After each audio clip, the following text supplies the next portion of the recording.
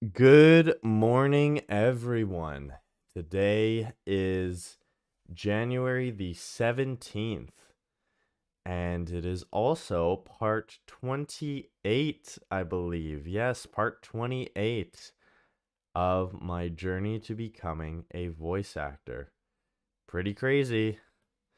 I know I say that a lot, but the other thing that's kind of crazy to me is the fact that it's already the 17th of January. I don't know if it's just me, but it feels like January has just been flying by. Like kind of insane. I think it's cuz I'm a little bit busier now that I'm finding time is going by a bit faster. There's the saying that time flies when you're having fun. I think that's probably why. Acting classes are going well. I'm having a lot of fun with them. It's a lot more um we get into a lot more in this class. My last class I took, it was more here, let me share something so you're not just staring at the void. Um there we go. That's better. My last acting class that I took about a month ago, it was more over talking about like the essentials and a bit more theory, but this is a lot more practical.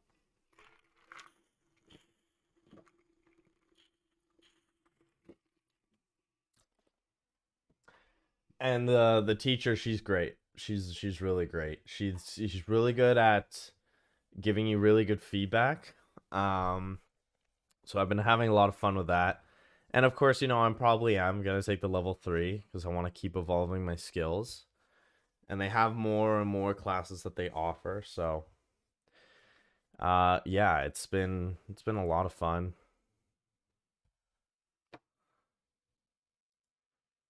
But yeah.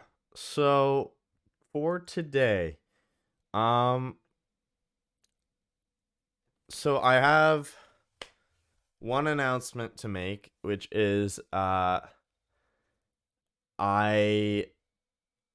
have made a bunch of new shorts that I've put together. In fact, it's quite a few, probably the most I've ever put together before. So I'm pretty excited for you guys to see that. Um, and I have enough scheduled for almost the entire month of the rest of January. So I'll have to find one more thing. But I've been actually playing through Arkham City, so I'm sure I'll get some ideas of scenes I can do for sure from Arkham City. Um, but for today, I'm thinking we do exactly what we did yesterday. And if you weren't here yesterday, that would be ChatGPT. So we're going to do what we did yesterday with ChatGPT. We're going to enter in some prompts. We're going to try and act out those prompts in our own voices. So I'm going to try and do it in my own, what I interpret the voices as being, to practice my skills as a voice actor. And yeah, we'll see how it goes. So that's really the plan. I'm just gonna check something here really quickly before we get started. Just give me 2 seconds. Da, da, da, da. Mm, mm, mm, mm, mm.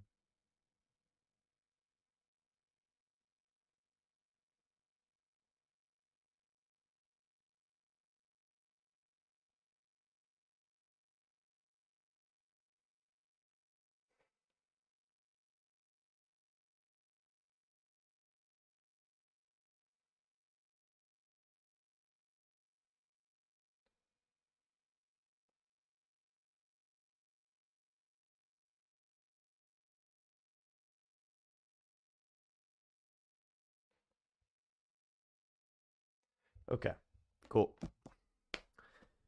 finally get to play D&D with my other group. It's been a while. It's been like actually over a month since we last played, but holidays and other stuff that came up. Okay, so let me share the screen properly. Also, I probably don't say this enough, but the reason why my streams start, you'll see a starting soon thing that goes up for like 10 minutes or so. All that is the only reason why I have it up for like 10 minutes is because I'm doing my warm-ups, my vocal warm-ups. So if you're curious as to, oh, why is he like starting soon for like 10 minutes? Why doesn't he just get right into it? It's simply because I have to warm up. Because if I did this without warming up, I would kill my voice. Okay, so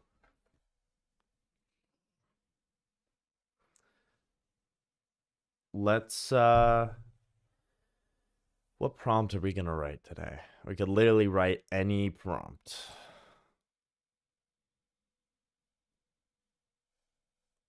Hmm.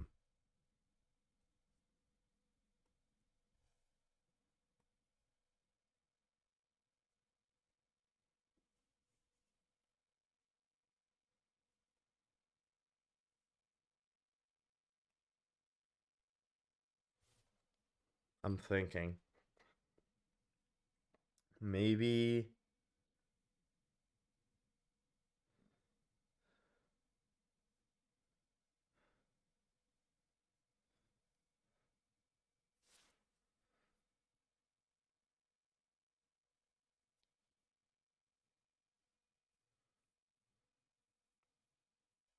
okay, this is a little random, but we're gonna try this.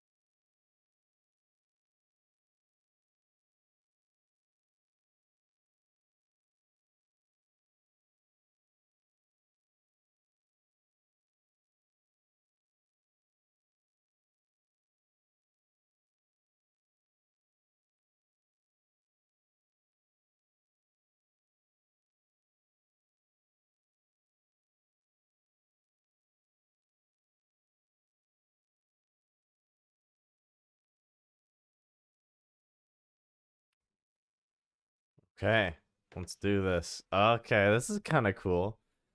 All right, so the prompt that I wrote was write me a script for a scene where a commander of a special ops team is giving a brief on a top secret operation in detail. Make it sound badass. This is to practice voice acting.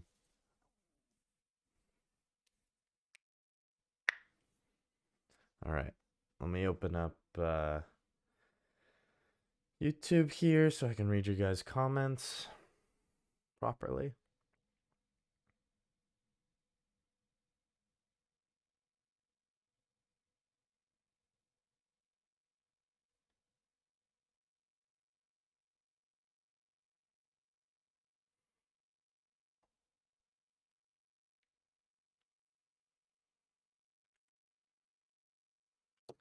And once again, I forgot to adjust the stream delays. I'm gonna forget every time.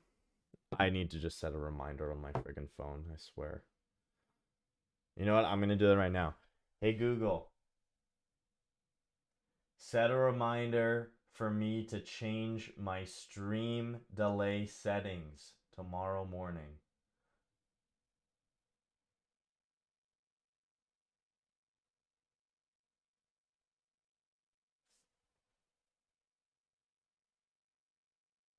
Okay, there we go. Set a reminder. Hopefully that fixes it. Okay. So, interior command center night. The room is dimly lit, filled with high tech equipment and a large digital display at the front. Commander Wolf, a seasoned and stoic leader in his late 40s, stands at the front of the room, surrounded by the elite members of the special ops team. The air is charged with anticipation. Listen up, team. We've got one shot at this, and failure is not an option. The world is on the brink, and it's our duty to pull it back from the abyss. This is Operation Shadow Strike. Our intel indicates that the enemy's top brass will be gathering at the abandoned facility in the Siberian tundra. Our mission: infiltrate, extract valuable intel, and neutralize the threat. We'll halo jump from 30,000 feet. Once boots hit the ground, we move fast and silent. Our point of entry is the northern perimeter. It's heavily guarded, but you all know the drill. This is the layout. Our target is the subterranean level. We'll breach through the ventilation shafts, avoiding their security systems. Ghost protocol. No trace. No noise. Tech, you'll disable their surveillance network. Sniper team, you're on Overwatch. Assault, Breacher, and Medic, you'll be our spearhead. Expect heavy resistance. Remember, we're the best of the best. They may outnumber us, outgun us, but they will never outclass us. We're shadows, ghosts, nightmares to those who stand against us. This is not a mission. It's a reckoning. We go in, we get the job done, and we get out. The world won't know we were there, but they'll damn well know we saved it.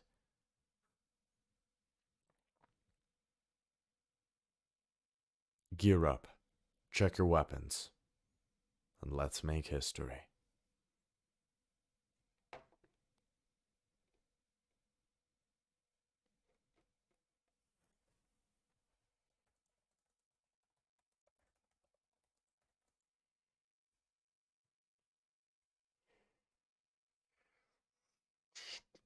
Echo 1, this is... Echo 1, this is 1 Pilot 3417.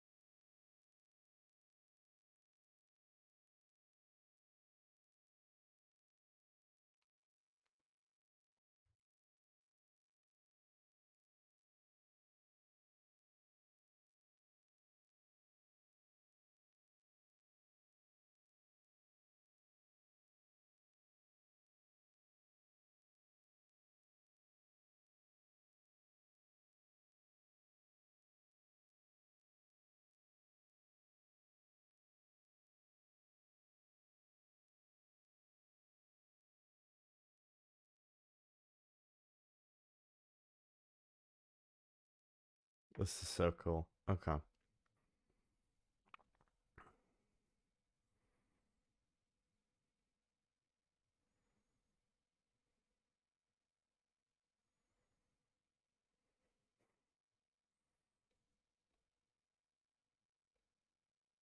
All right. So let's try recording this now.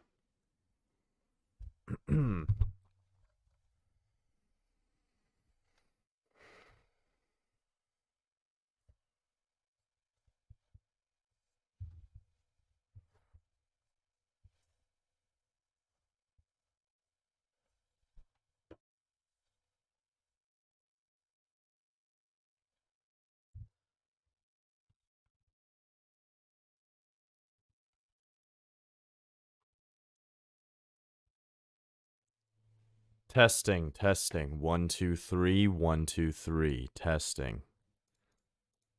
Testing, test.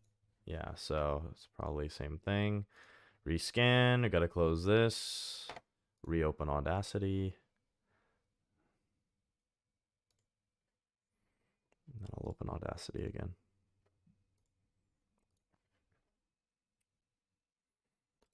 Testing, testing. 1, 2, 3. 1, 2, 3. Testing. That looks more like what we're looking for, I think. 1, 2, 3. Oh, yeah. 1, 2, 3. Very nice. Testing, testing. 1, 2.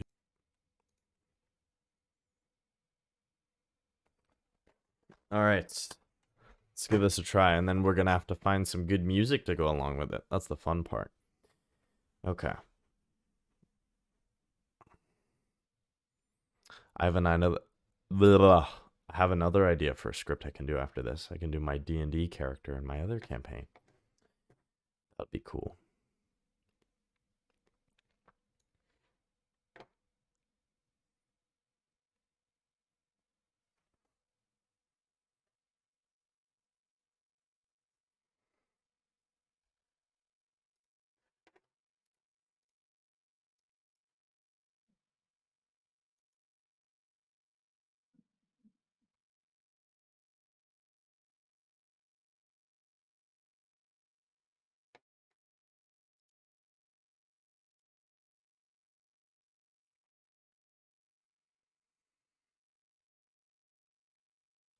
Listen up, team. We've got one shot at this, and failure is not an option. The world is on the brink, and it's our duty to pull it back from the abyss. This is Operation Shadow Strike. Our intel indicates that the enemy's top brass will be gathering at the abandoned facility in the Siberian tundra. Our mission: infiltrate, extract valuable intel, and neutralize the threat. We'll halo jump from 30,000 feet. Once boots hit the ground, we move fast and silent. Our point of entry is the northern perimeter. It's heavily guarded, but you all know the drill. This is the layout. Our target is in the... This is the layout. Our target is in the subterranean level. We'll breach through the ventilation shafts, avoiding their security systems. Ghost protocol. No trace. No noise. Tech, you'll disable their surveillance network. Sniper team, you're on Overwatch. Assault, Breacher, and Medic, you'll be our spearhead. Expect heavy resistance. Remember, we're the best of the best. They may outnumber us, outgun us, but they will never outclass us. We're shadows, ghosts, nightmares to those who stand against us. This is not a mission. It's a reckoning. We go in, we get the job done, and we get out. The world won't know we were there, but they'll damn well know we saved it. Gear up, check your weapons, and let's make history.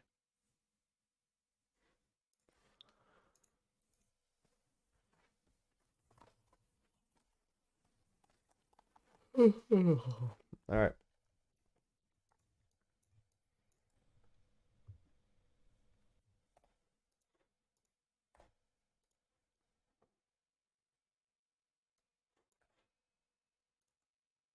Listen up, team. We've got one shot at this.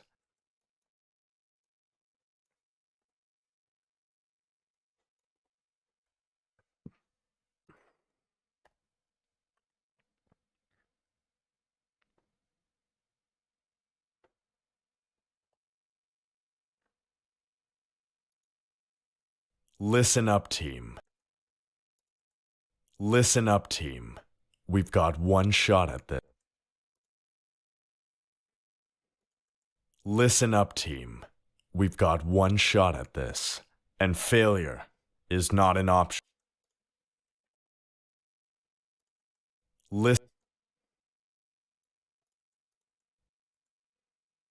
Listen up, team. We've got one shot at this.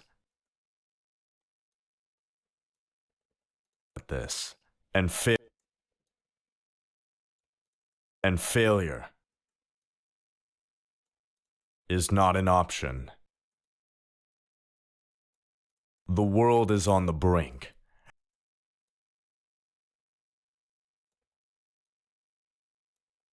The world is on the brink.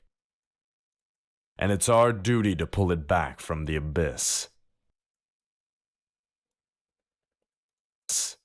Back from the abyss. Abyss. Back from the abyss.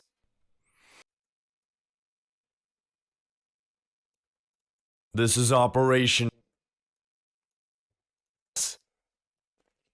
This is Operation Shadow Strike. Our intel indicates that the enemy's top brass will be gathering at the. This is Operation Shadow Strike. Our intel indicates that the enemy's top brass will be gathering at the abandoned facility in the Siberian tundra. Our mission: infiltrate. Strike.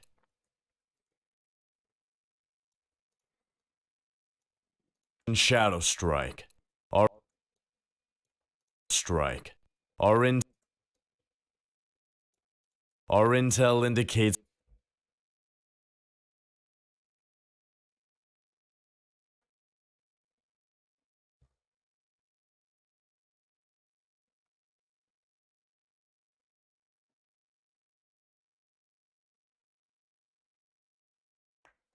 Our intel indicates that the enemy's top brass will be gathering at the abandoned facility in the Siberian tundra.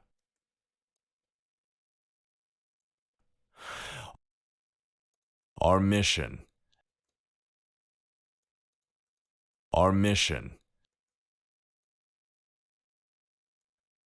Infiltrate.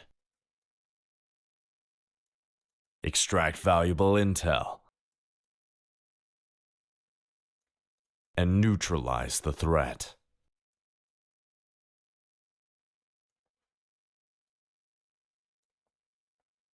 The threat.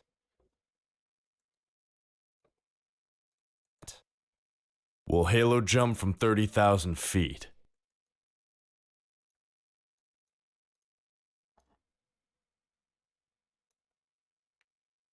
Feet. Once boots hit the ground, we move fast. So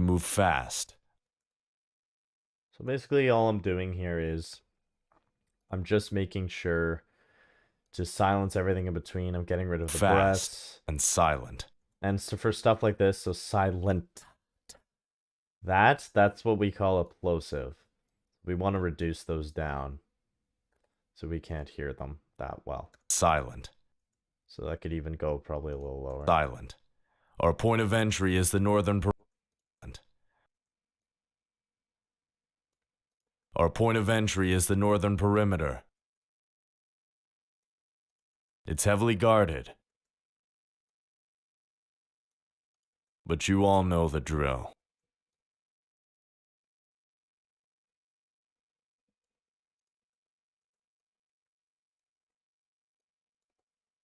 Bro, this is the layout.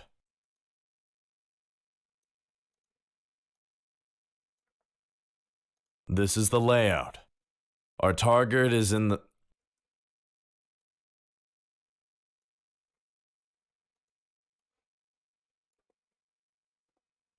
This is the layout. This is the layout. This is the layout. This is the layout.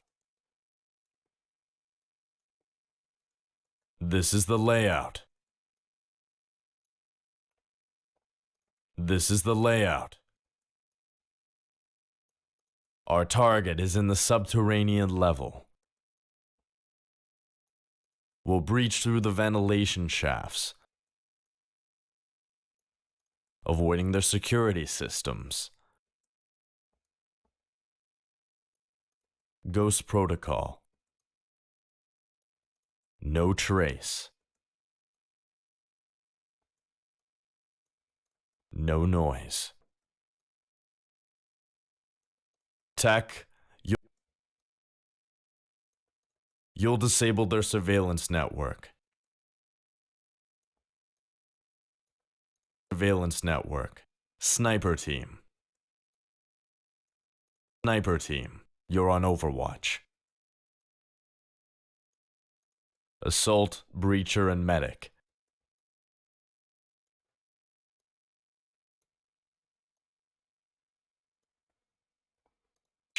Assault, Breacher, and Assault, Breacher, and Medic. Assault, Breacher, and Assault, Breacher, and Medic. Assault, Breacher, and Medic. You'll be our spearhead. Expect heavy resistance. Remember, we're the best of the best.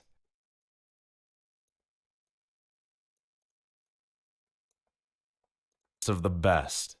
They may outnumber us.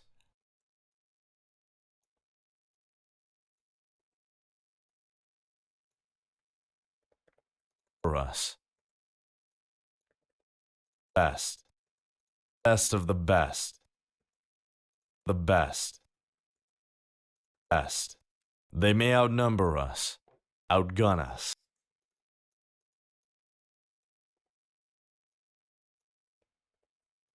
Outgun us. Outgun us. But they will never outclass us. Outclass us. Us. Class us. We're shadows. Class us. Class us. Outclass us.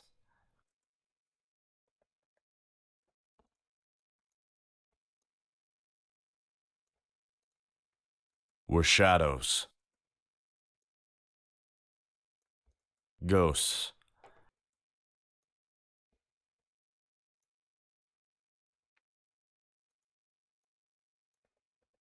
Ghosts.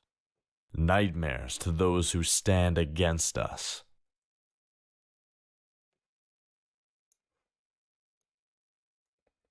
Against us.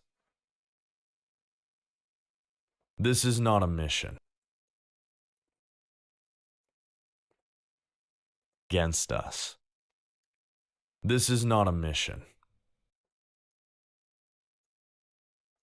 This is not a mission. Not a mission.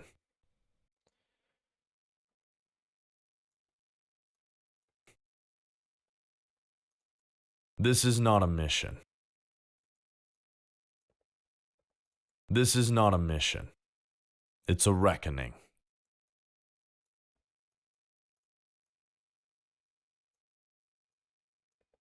It's a reckoning. We go in. We go in we get the job done, and we go in, we get the job done, and we get out. The world won't know we were there, but they'll damn well know we saved it. They'll damn well know we saved it. Excuse me. Gear up. Gear up. Check your weapons. And let's make history.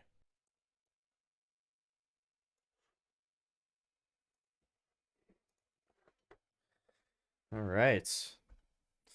We'll give that a listen now. Let's do it with some music to make it a little bit more engaging. So let's try and find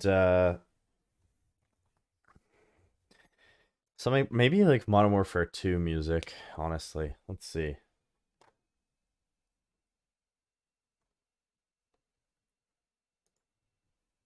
Let's see. Modern Warfare 2 music.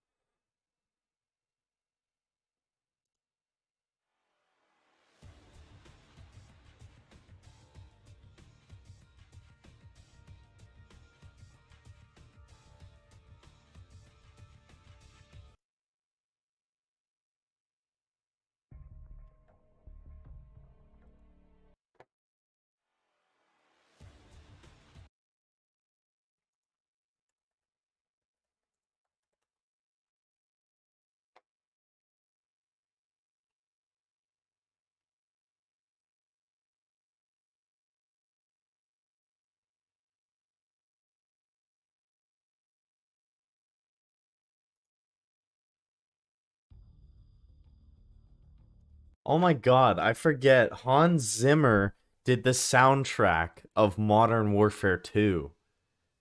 That's insane. This guy has done everything.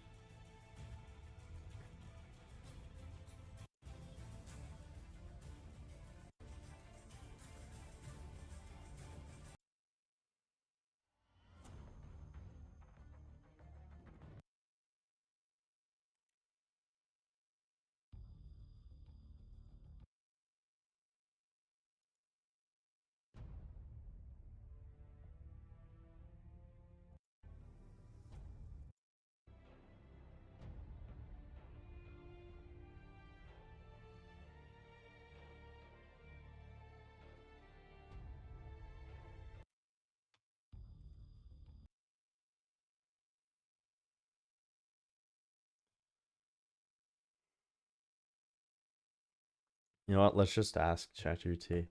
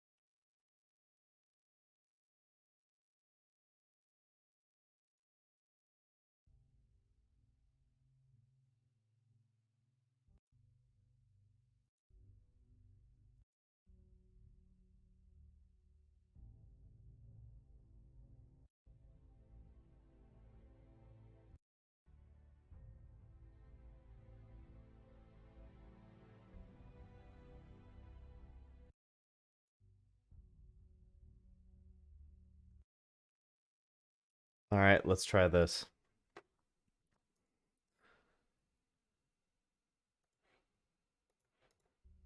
Listen up, team. We've got one shot at this, and failure is not an option. The world is on the brink, and it's our duty to pull it back from the abyss. This is Operation Shadow Strike. Our intel indicates that the enemy's top brass will be gathering at the abandoned facility in the Siberian tundra. Our mission: infiltrate, extract valuable intel, and neutralize the threat. We'll halo jump from 30,000 feet. Once boots hit the ground, we move fast and silent. Our point of entry is the northern perimeter. It's heavily guarded, but you all know the drill. This is the layout.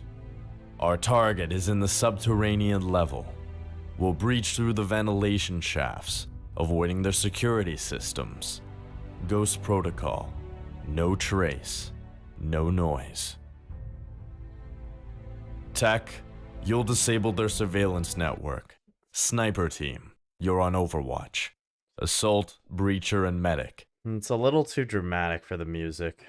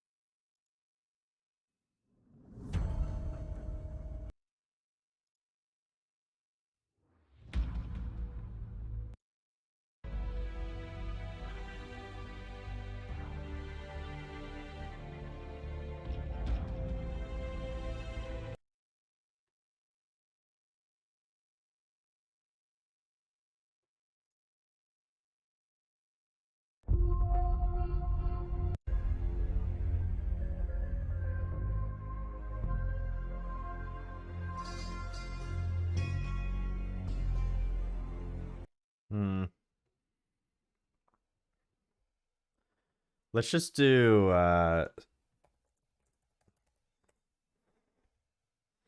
this will work.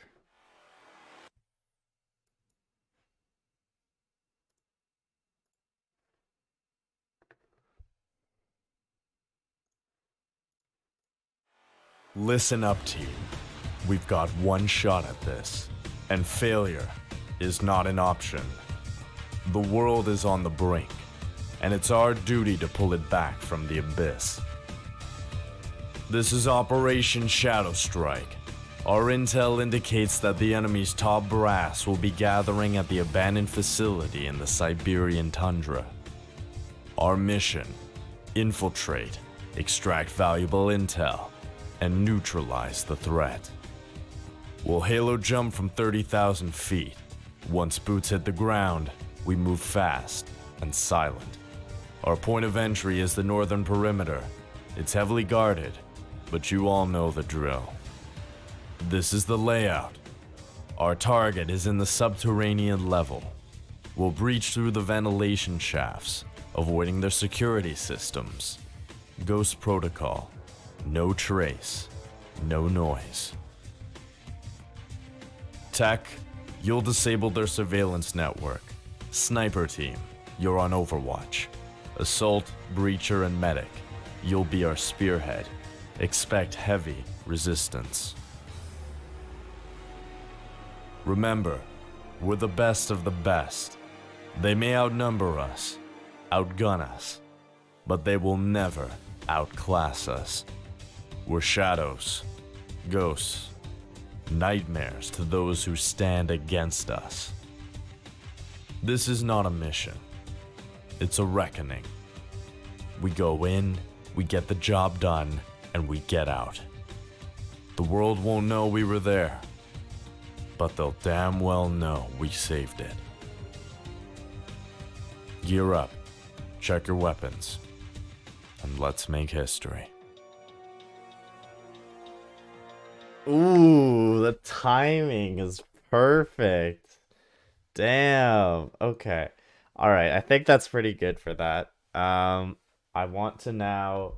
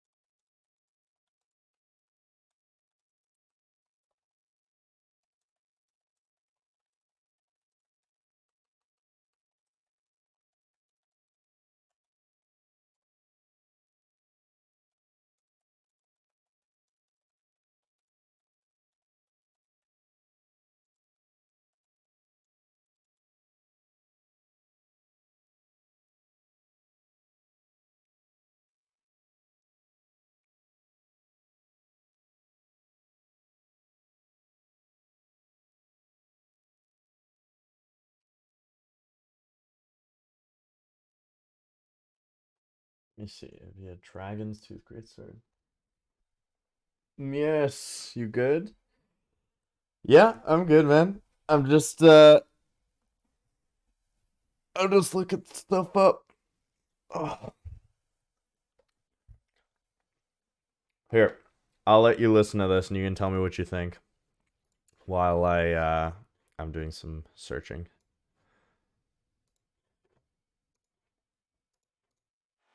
Listen up, team. We've got one shot at this, and failure is not an option. The world is on the brink, and it's our duty to pull it back from the abyss.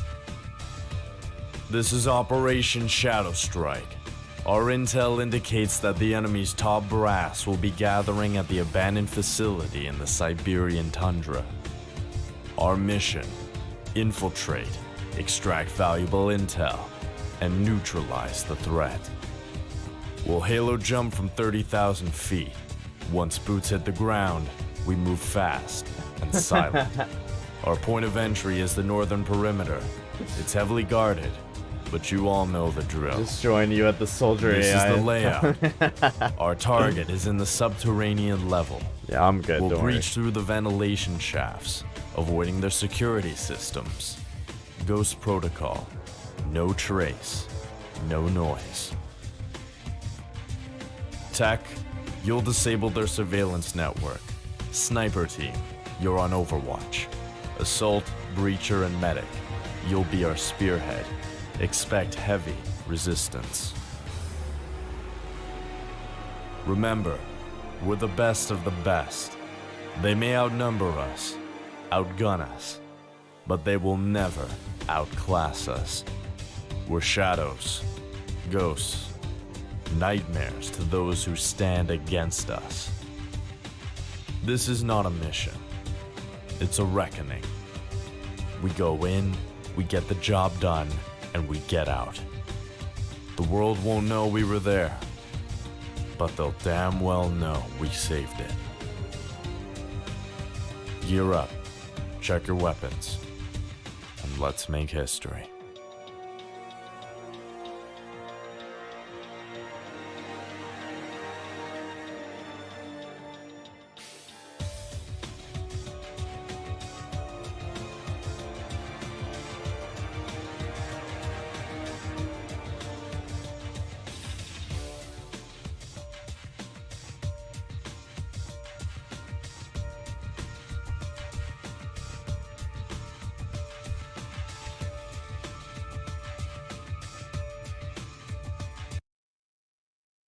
Pretty good.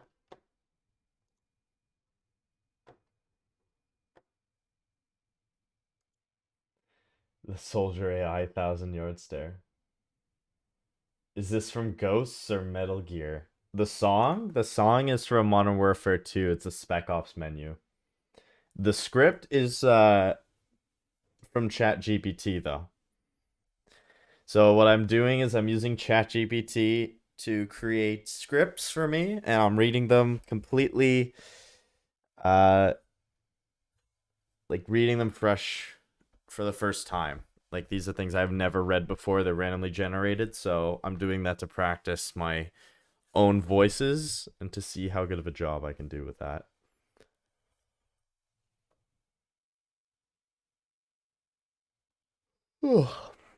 Excuse me.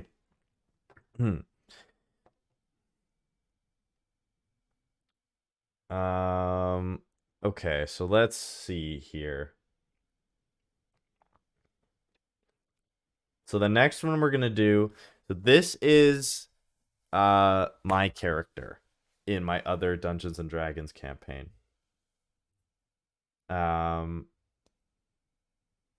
So it did sound like it was from a COD game. Okay, well that's good. That's good. It means it did a good job. What COD is this? What the fuck? Yeah, I know. It actually is pretty good. It did a good job. Commander Wolf, Operation Shadow Strike. Yeah, very convincing.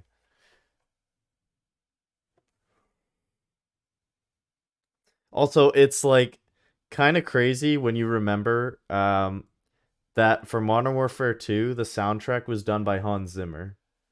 Same guy that does fucking Interstellar and Inception, which is crazy.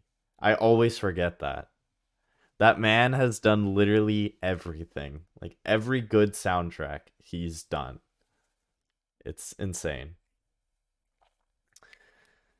Okay, so let's do this. So my character in the D&D campaign I play on Wednesdays, his name is Tychus Chiron. He is a Oath of the Watchers paladin. He's level 11. He has a cursed Black Dragon's greatsword. I did not know that. I know, right? Isn't that crazy? That's fucking sick. It's nuts. It's nuts.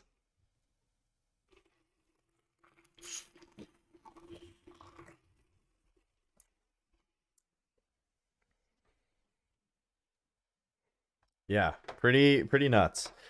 Okay. Let's do this.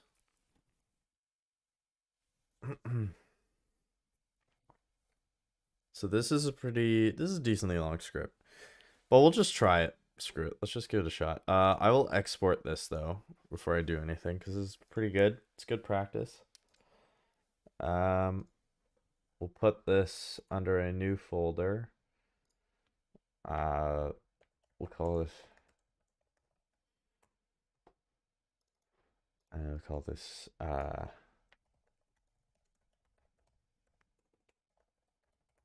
Operation Shadow Strike. And export that. All right, so let's try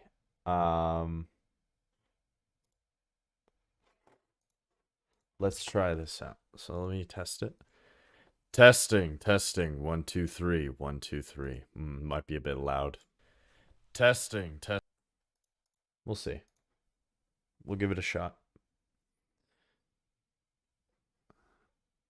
Probably gonna reduce the volume a little bit because for this is so I'll share my screen. I'll tell you what the prompt I did was here. Okay. So I said, write me a script for a last stand that my D&D character, Tychus Chiron, level 11 Oath of the Watchers Paladin. He is the leader of the Planar Knights chapter and follows the God Emperor of Mankind. He is essentially a Grey Knight from 40k, but in D&D. So I stick to calling him the chapter master of the Planar Knights. He wields a cursed greatsword, which is a Black Dragon's Wrath greatsword. Make this as epic as possible. He is incredibly strong, and this needs to be a dramatic and intense scene. This is to practice voice acting. So that's the prompt there. That's what we're working with.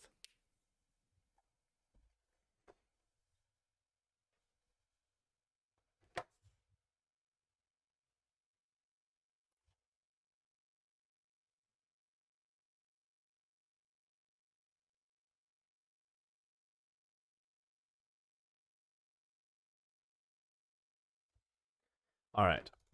So let's give this a try.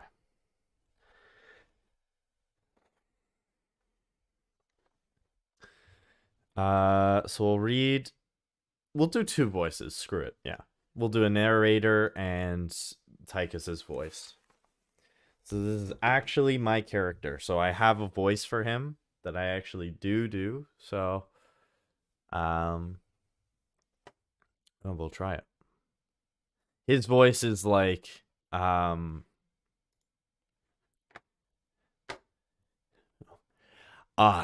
am Tychus Chiron, leader of the Planar Knights, and I will not let you soil their name. You know, that kind of thing. So let's give this a shot.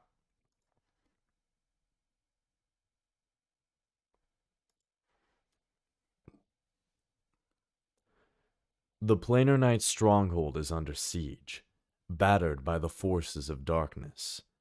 Tychus Chiron, the formidable chapter master, stands resolute at the heart of the main hall. The air is thick with the stench of battle, and the clash of swords and roars of monstrous creatures echo throughout. Tychus Chiron draws his ominous black dragon's wrath greatsword, its cursed blade pulsating with dark energy. The surviving Planar Knights gather around him, battered and exhausted, but fueled by their leader's unyielding spirit. Brothers and sisters, this is our last stand.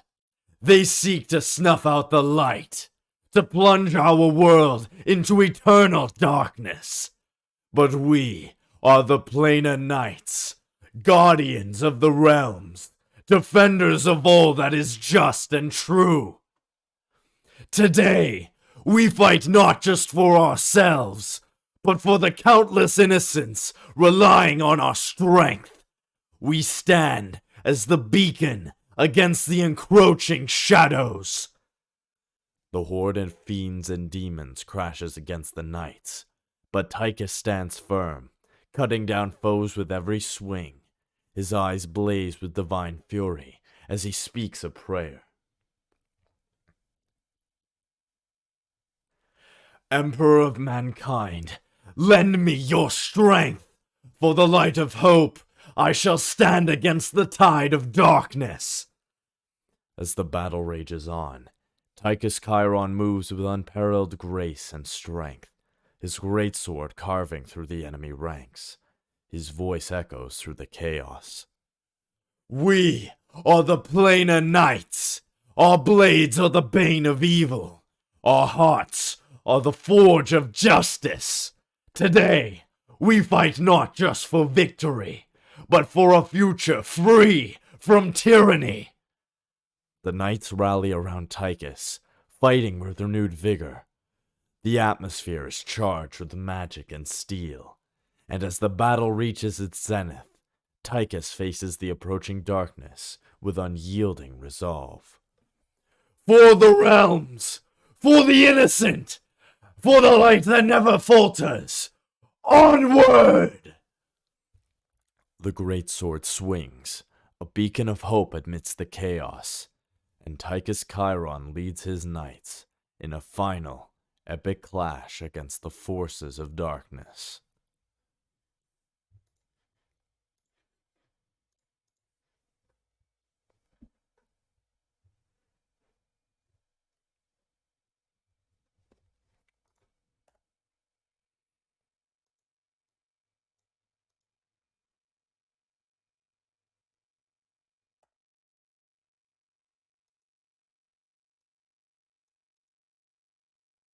All right.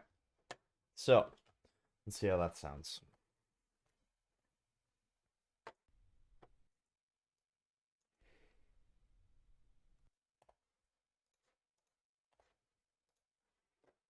We'll do our basic edits and stuff. Here, I'll share my screen again for Audacity, so you guys can see.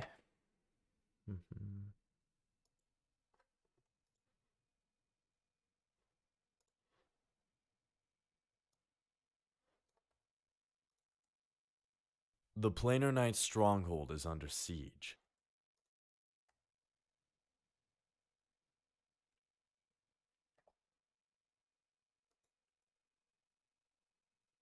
The Planar Knight stronghold is under siege, battered by the forces of darkness. Tychus Chiron, the formidable chapter master. Tychus Chiron,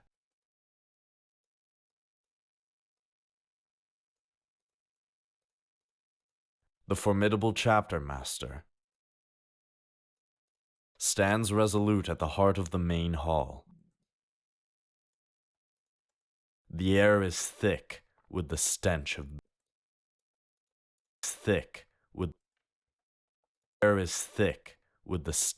battle,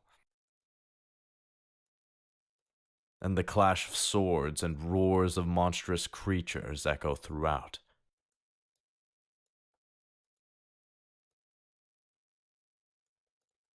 Tychus Chiron draws his ominous black dragon's wrath greatsword, its cursed blade pulsating with dark energy.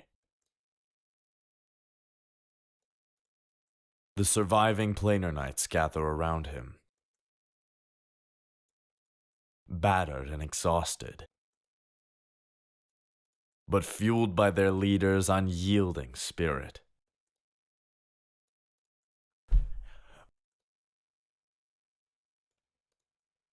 Brothers and sisters, this is our last stand. They seek to snuff out the light, to plunge our world into eternal darkness. But we are the Planar Knights, guardians of the realms, defenders of all that is just and true. Today, we fight not just for ourselves, but for the countless innocents relying on our strength. We stand as the beacon against the encroaching shadows. The horde of fiends and demons crashes against the knights, but Tychus stands firm, cutting down foes with every swing. Emperor of mankind, lend me your strength. For the light of hope, I shall stand against the tide of darkness. As the battle rages on, Tychus Chiron moves with unparalleled grace and strength. It's okay. I'm not a huge fan of that, honestly. Of evil, our hearts are the forge of justice. Today, we fight not just for victory, but for a future free from tyranny. The knights rally around Tychus. For the realms! Yeah, it's not that great. I'm not a huge fan of that take, to be perfectly honest. I think that's a sign, honestly, to take a break. So we're going to take a 10-minute break, and I'll be back. I've got to put away some laundry anyways, so yeah, I'll be back in about 10 minutes.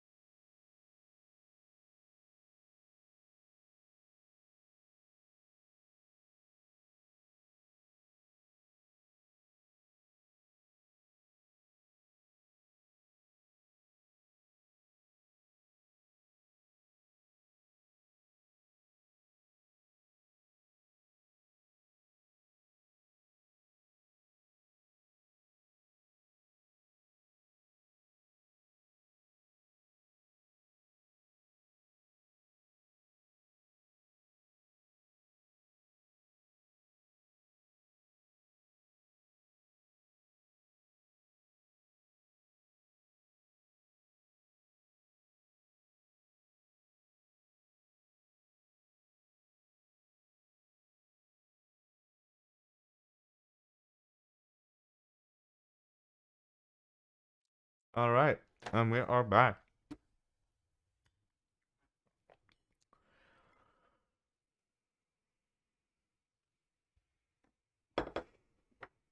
Mhm.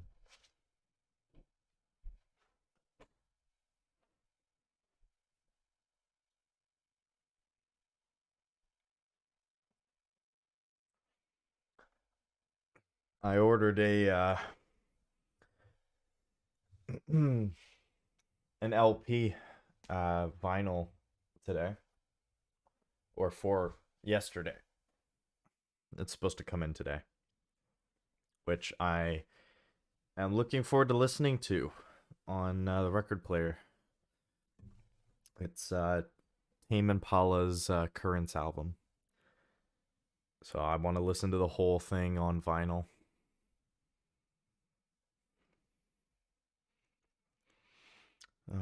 Let's see.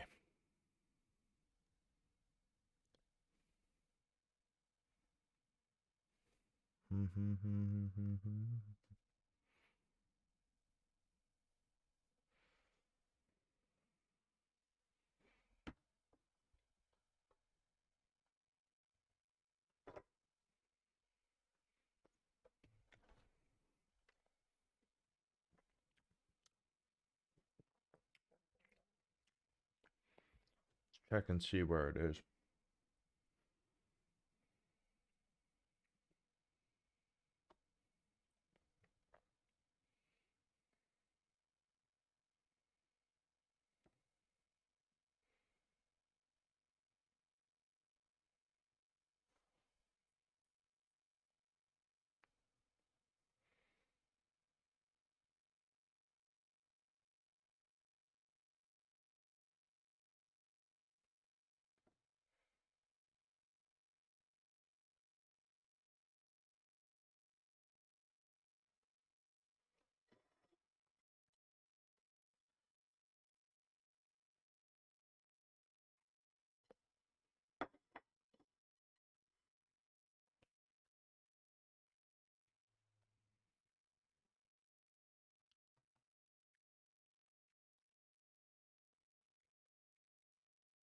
Okay, so it's at the actual facility. So it shouldn't take too long for them to bring it here. All right. Okay, so we've got, let's see, how long do we have? We still got around like just under 2 hours. So do we do another voice, or do we just say screw it and do a bunch of reading today? Hmm.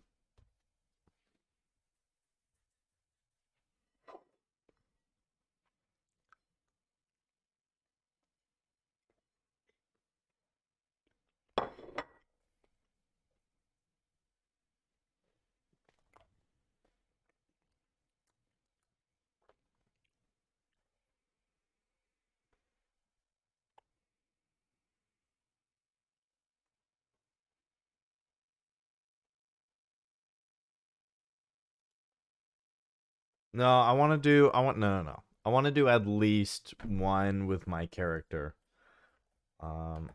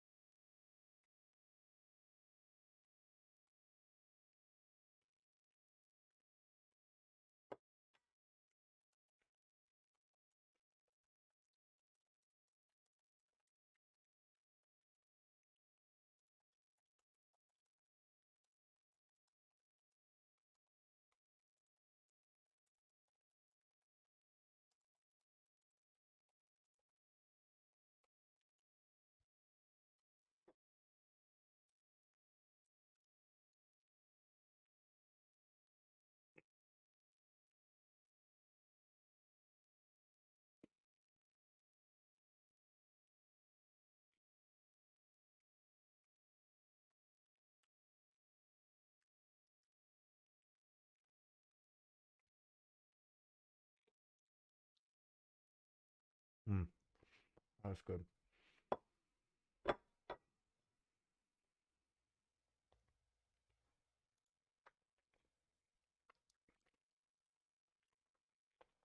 Okay, I think we got a good script.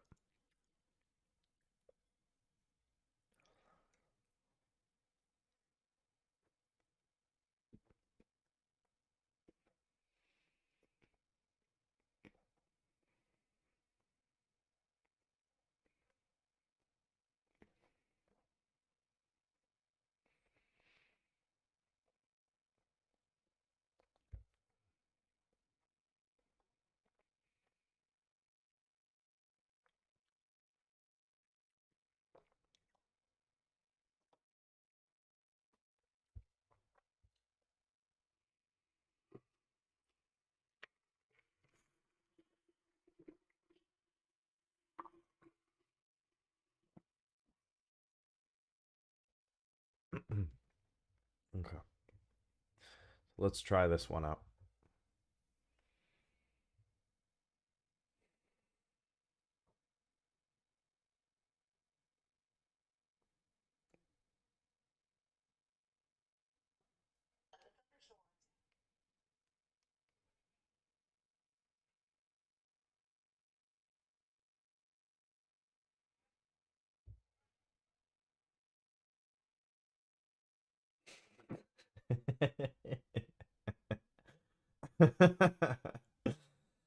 Oh god, that's so true.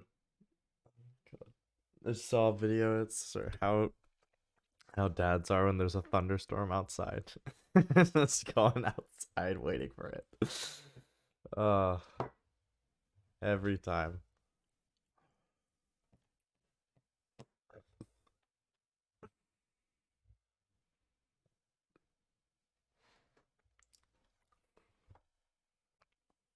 All right, let's try this one. Hopefully I can get this down. I think what I didn't like about the other one was it was missing something, I guess. Like, how do I describe it?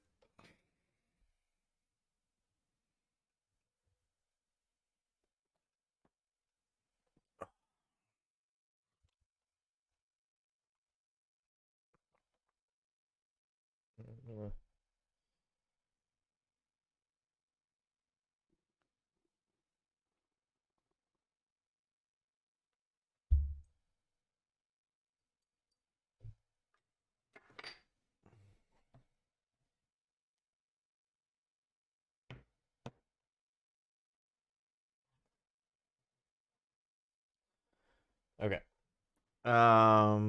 Let's give this a shot.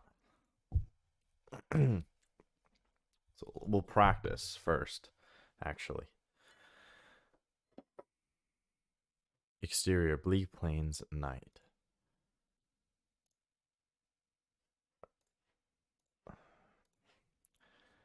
The air crackles with malevolence as Tychus Chiron, chapter master of the Planar Knights, stands shoulder to shoulder with his eclectic band of adventurers.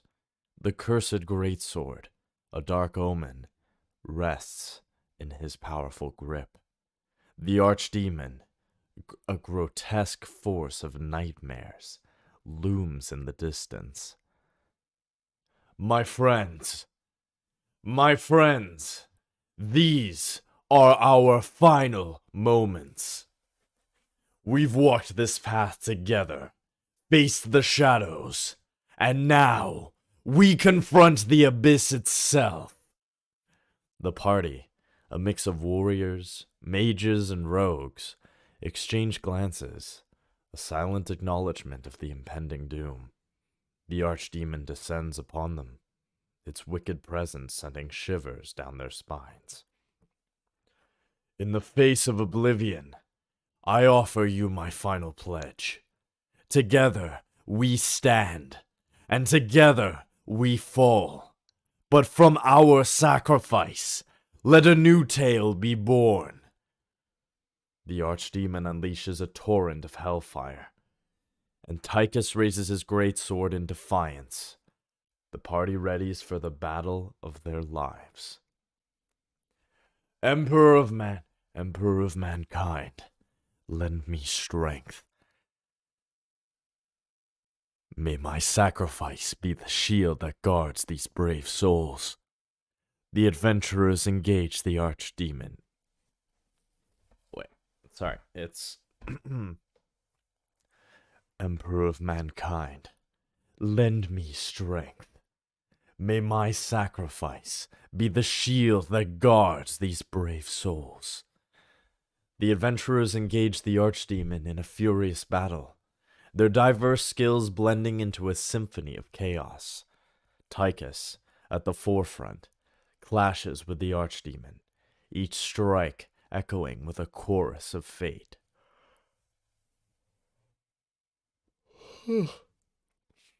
For the realms we've protected, for the bonds we've forged, I give my final breath. Take heart, my friends, for in our sacrifice may the light endure. The archdemon, wounded but relentless, seizes an opportunity and strikes Tychus with a deadly blow. He stumbles but stands firm, determination etched on his face. Your darkness ends with me. I am the shield, the beacon, the sacrifice. Your darkness ends with me. I am the shield. I am the shield, the beacon, the sacrifice. The sacrifice. In a blinding burst of divine energy, Tychus and the archdemon are consumed. The party shields their eyes from the radiant burst. When the light subsides, Tychus is gone, the cursed greatsword lying shattered on the ground. The adventurers, standing amidst the fading echoes of their leader's sacrifice, continue the fight, carrying the torch of hope ignited by Tychus Chiron's final stand.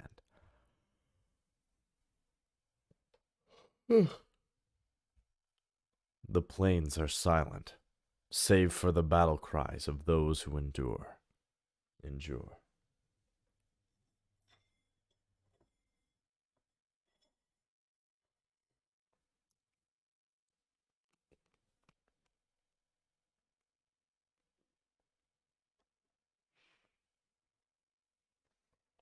okay.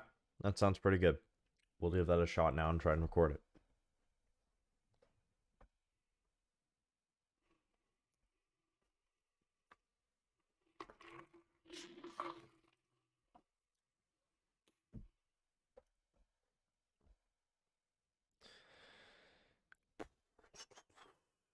Well, it's nice the sun's actually out.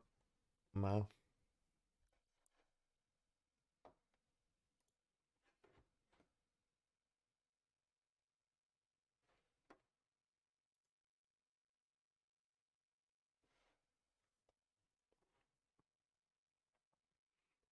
The air crackles with malevolence as Tychus Chiron, chapter master of the Planar Knights, stands shoulder to shoulder with his eclectic band of adventurers.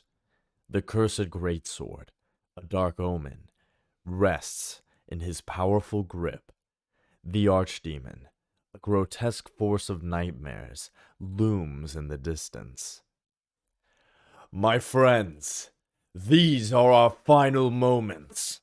We've walked this path together, faced the shadows, and now we confront the abyss itself. The party, a mix of warriors, mages, and rogues, exchange glances, a silent acknowledgement of the impending doom. The archdemon descends upon them, its wicked presence sending shivers down their spines. In the face of oblivion, I offer you my final pledge. Together we stand, and together we fall. But from our sacrifice, let a new tale be born. The archdemon unleashes a torrent of hellfire, and Tychus raises his greatsword in defiance. The party readies for the battle of their lives. Emperor of mankind, lend me strength. May my sacrifice be the shield that guards these brave souls. The adventurers engaged the archdemon in a furious battle, their diverse skills blending into a symphony of chaos. Tychus at the forefront clashes with the archdemon, each strike echoing with a chorus of fate. For the realms we've protected, for the bonds we've forged, I give my final breath. Take heart, my friends, for in our sacrifice, may the light endure. The archdemon, wounded but relentless, seizes an opportunity and strikes Tychus with a deadly blow. He stumbles but stands firm, determination etched on his face. Your darkness ends with me. Your darkness ends with me. I am the shield, the beacon, the sacrifice. In a blinding burst of divine energy, Tychus and the archdemon are consumed. The party shields their eyes from the radiant burst. When the light subsides, Tychus is gone, the cursed greatsword lying shattered on the ground. The adventurers, standing amidst the fading echoes of their leader's sacrifice, continue the fight, carrying the torch of hope ignited by Tychus Chiron's final stand. The plains are silent, save for the battle cries of those who endure.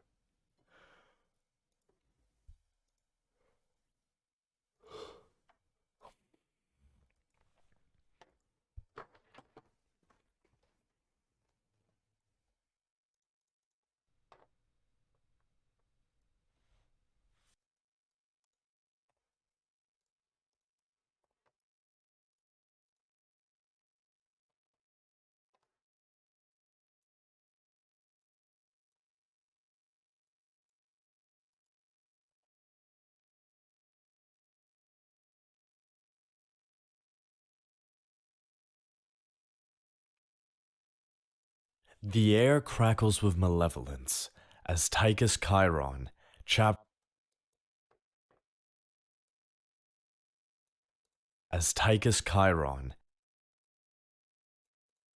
master of the Planar Knights,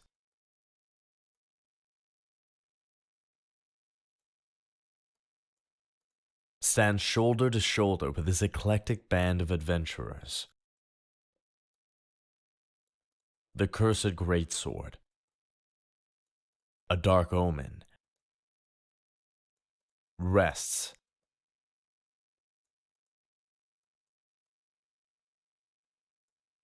in his powerful grip. The archdemon, a grotesque force of nightmares, looms in the distance. My friends, these are our final moments.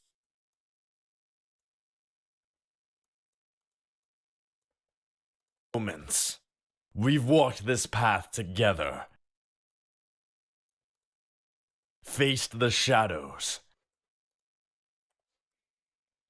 walked this path together, faced the shadows, and now we confront the abyss itself.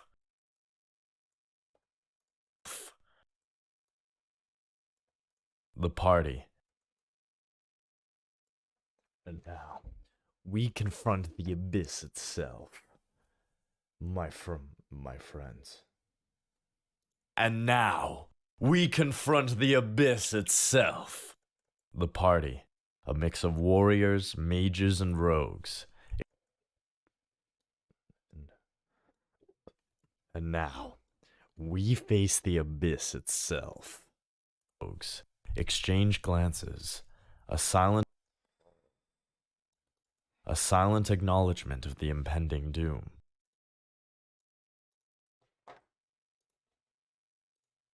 Let me share the screen again. I always forget. Sorry about that.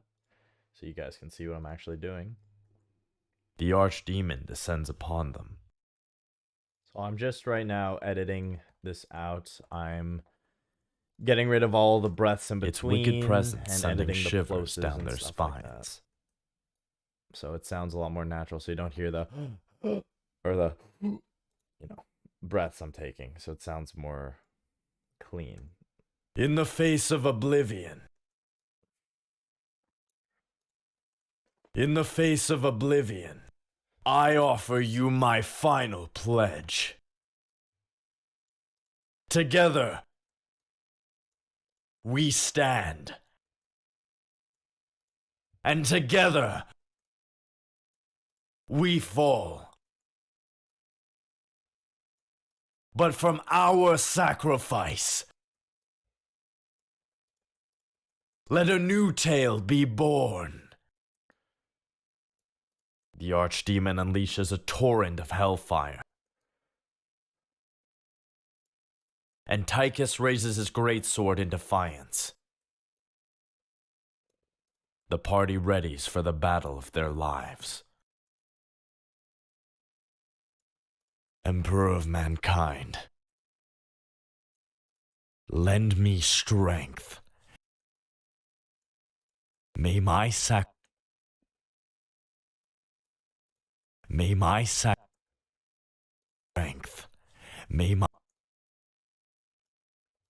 May my sacrifice be the shield that guards these brave souls.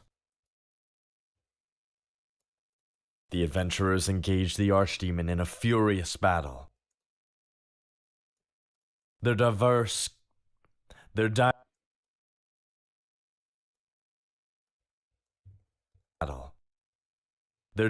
skills blending into a symphony of chaos. Tychus at the forefront,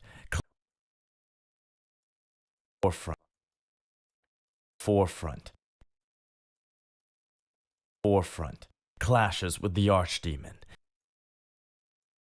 Each strike echoing with a chorus of fate.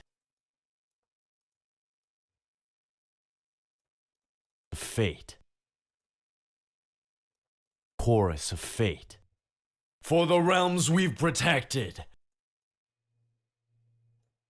For the bonds we've forged. I give my final breath. Take heart, my friends. For in our sacrifice, may the light endure. The archdemon,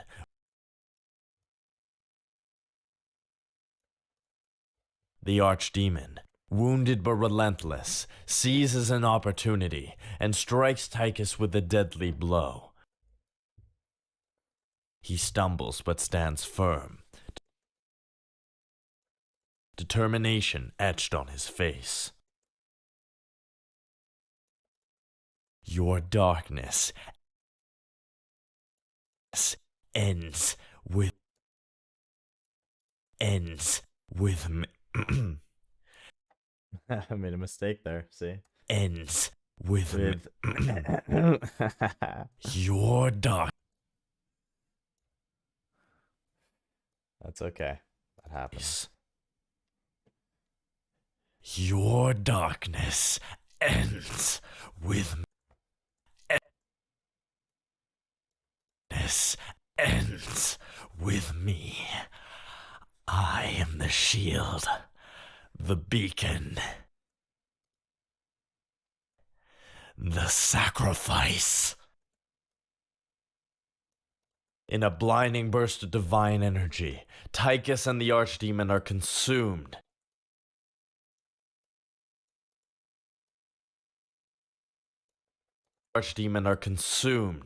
The party shields their eyes from the radiant burst. When the light subsides, Tychus is gone. is gone. The cursed greatsword lying shattered on the ground. The adventurers. The adventurers, standing amidst the fading echoes of their leader's sacrifice, continue the fight. Carrying the torch of hope ignited by Tychus Chiron's final stand. The plains are silent, save for the battle cries of those who endure. Alright, now let's listen to the whole thing and put some good music behind it. For a last stand.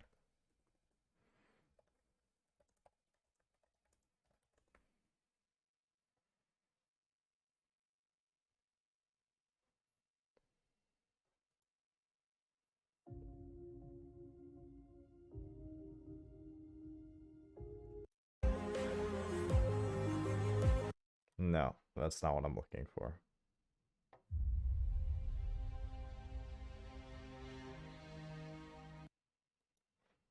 This might do it. So let's listen to it with this music.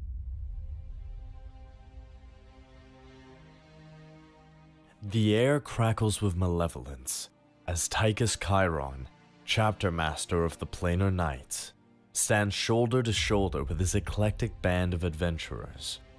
The cursed greatsword, a dark omen, rests in his powerful grip. The archdemon, a grotesque force of nightmares, looms in the distance. My friends, these are our final moments. We've walked this path together, faced the shadows, and now we confront the abyss itself. The party, a mix of warriors, mages, and rogues, exchange glances, a silent acknowledgement of the impending doom. The archdemon descends upon them, its wicked presence sending shivers down their spines. In the face of oblivion, I offer you my final pledge. Together we stand, and together we fall. But from our sacrifice, let a new tale be born. The archdemon unleashes a torrent of hellfire, and Tychus raises his greatsword in defiance. The party readies for the battle of their lives. Emperor of mankind, lend me strength. May my sacrifice be the shield that guards these brave souls. The adventurers engage the archdemon in a furious battle, their diverse skills blending into a symphony of chaos. Tychus at the forefront clashes with the archdemon, each strike echoing with a chorus of fate. For the realms we've protected, for the bonds we've forged, I give my final breath. Take heart, my friends, for in our sacrifice, may the light endure. The archdemon, wounded but relentless, seizes an opportunity and strikes Tychus with a deadly blow. He stumbles but stands firm, determination etched on his face. Your darkness ends with me. I am the shield, the beacon, the sacrifice. In a blinding burst of divine energy, Tychus and the archdemon are consumed. The party shields their eyes from the radiant burst. When the light subsides, Tychus is gone, the cursed greatsword lying shattered on the ground. The adventurers, standing amidst the fading echoes of their leader's sacrifice, continue the fight, carrying the torch of hope ignited by Tychus Chiron's final stand. The plains are silent, save for the battle cries of those who endure.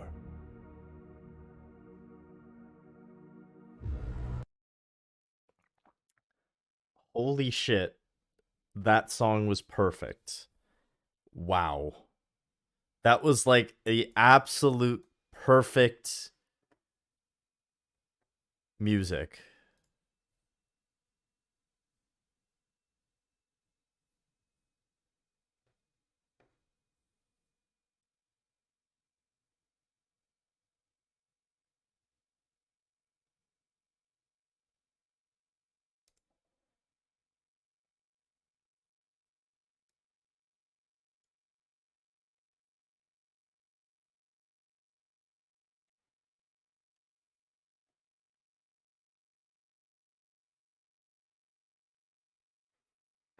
That was like absolutely perfect. Goddamn. I think that sounds pretty good with that song. Holy shit. And how long is this? This is 3 minutes and 15 seconds. Yeah, we can get rid of this at the end. Excuse me.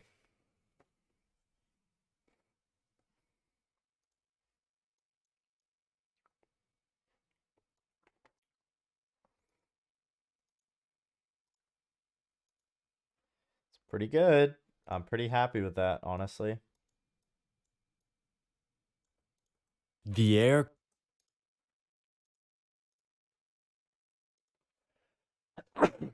Excuse me.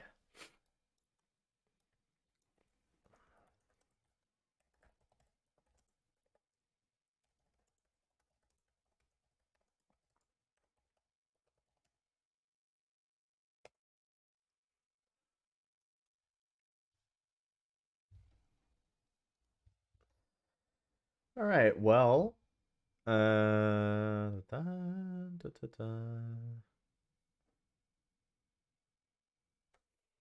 Let's see.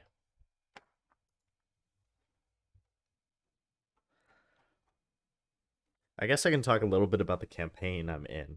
Um, just before we move on to the next break here a little bit. Um, so in the campaign I'm in, we've just last time from what I can remember,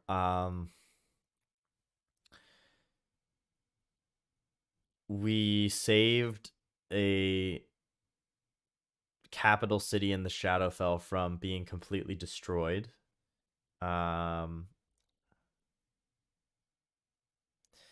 and now we are slowly regaining our forces, and we're about to venture off into the Feywilds, which should be interesting because in the Feywild, time is very wonky.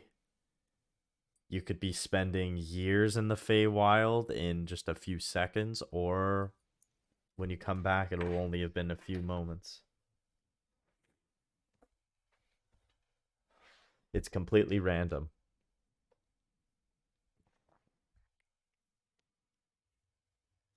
But yeah, what I think I'll do is I will.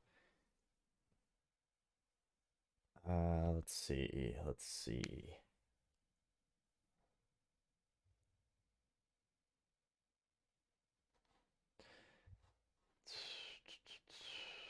I'll be back in like a couple minutes, and then what I will do is I will read for the last hour for you guys. So I'll be back.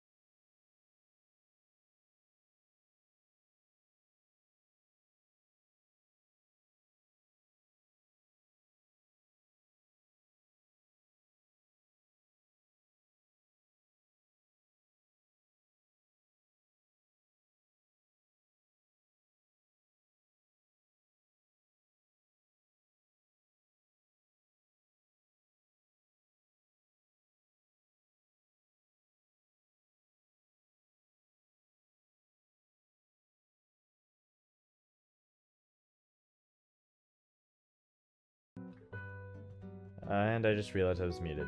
Okay. Well, sorry about that.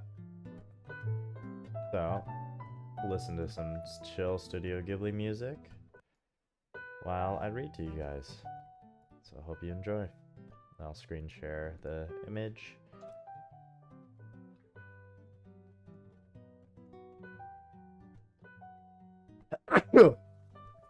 Whew, excuse me. All right. This is personally my favorite part of the streams, is reading, if I'm being perfectly honest.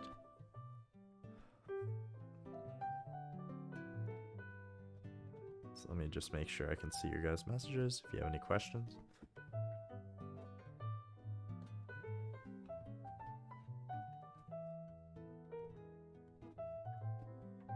All right. It's story time. Story time. Hooray! Story time.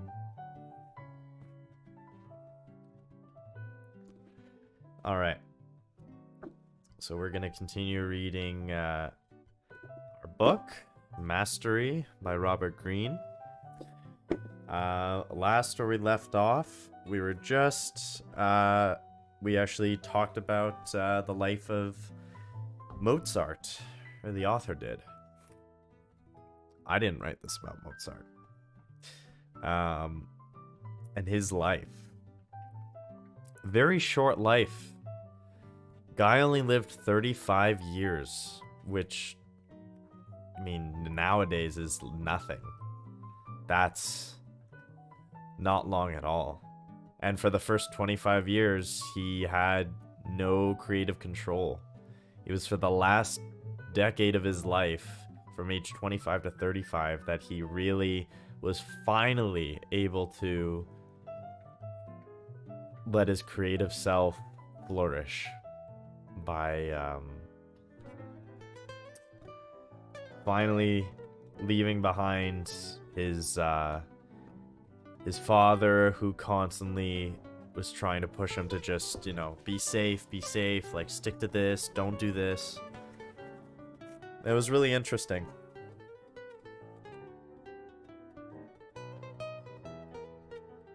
And then we talked about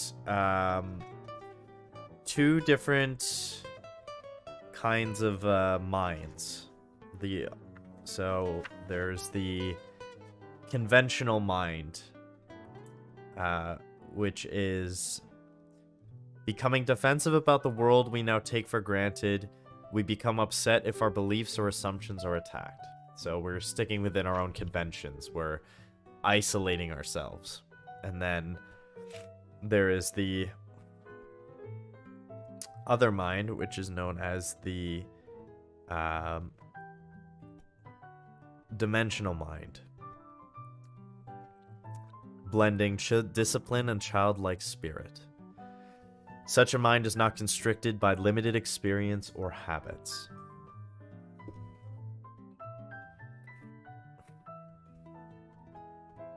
So, let us continue. This is step 1 of all the steps of trying to unleash our creative, active mind. So step 1, the creative task. You must begin by altering your very concept of creativity and by trying to see it from a new angle. Most often, people associate creativity with something intellectual, a particular way of thinking. The truth is that creative activity is one that involves the entire self, our emotions, our levels of energy, our characters, and our minds. To make a discovery, to invent something that connects with the public, to fashion a work of art that is meaningful, inevitably requires time and effort.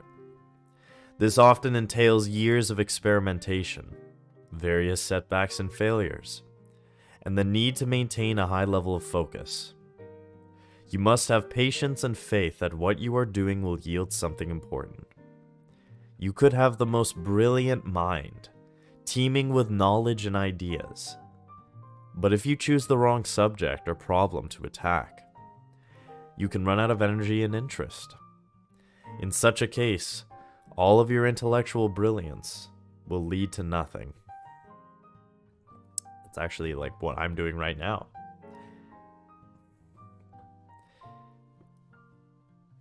I am, doing these streams, posting on social media. All of this I know is leading to something greater. And I just gotta keep staying patient and have faith that I will make it. So this is actually probably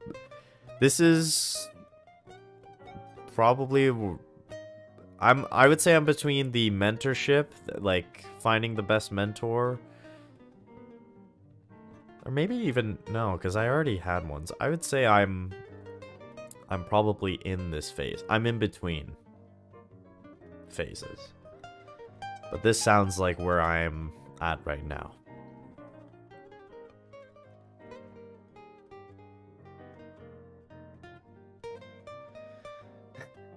Almost like I recommended this book to you for a reason. Yeah, I know. It's a good point. No, a lot of this stuff applies directly exactly to what I'm doing, so I appreciate it.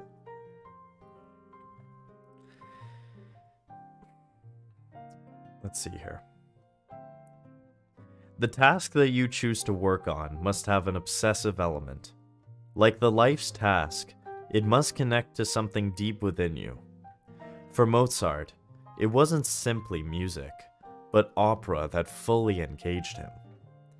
You must be like Captain Ahab in Melville's Moby Dick, obsessed with hunting down the great white whale. With such a deep-rooted interest, you can withstand the setbacks and failures, the days of drudgery, and the hard work that are always a part of any creative action. You can ignore the doubters and critics. You will then feel personally committed to solving the problem and will not rest until you do so. Understand, it is the choice of where to direct his or her creative energy that makes the master. When Thomas Edison saw his first demonstration of the electric arc light, he knew then and there that he had found the ultimate challenge and the perfect goal toward which to direct his creative energies. Figuring out how to make electric light not just a gimmick, but something that would eventually replace the gas light would require years of intense labor, but it would change the world like nothing else. It was the perfect riddle for him to solve. He had met his creative match. For the artist, Rembrandt, it was not until he found particular subject matters that appealed to him. Dramatic scenes from the Bible and elsewhere that conveyed the darker and more tragic aspects of life. That he rose to the occasion.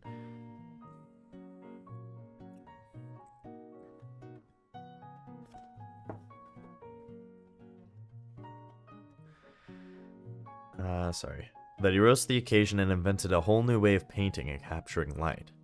The writer Marcel Proust suffered for years as he struggled to find the subject matter upon which to base a novel. Finally, when he realized that his own life and his own failed attempts to write the great novel was actually the subject he was looking for, it all poured out of him and into one of the greatest novels ever written, In Search of Lost Time. I will make one comment. I haven't made a lot of comments yet on this book, because I do think a lot of this book is good. But this is not just for this book, but for other books in general. I find that a lot of books that use Thomas Edison as an example, I really feel like if he had used Nikola Tesla, that probably would have been better, because Edison wasn't the one that came up with that idea. Fun fact, for anybody else that's watching, I know my brother definitely knows this because he read a whole book on Tesla, but Edison stole a whole bunch of ideas that Tesla had come up with long before him. It's just, I don't know. I just feel like if you're gonna include somebody for like their creative genius, I feel like Tesla would have been a better pick than Edison. I feel like Edison is like Edison's definitely the more known. I understand he's more well known, but it's kind of unfortunate. But that's just a small little critique I have, I guess.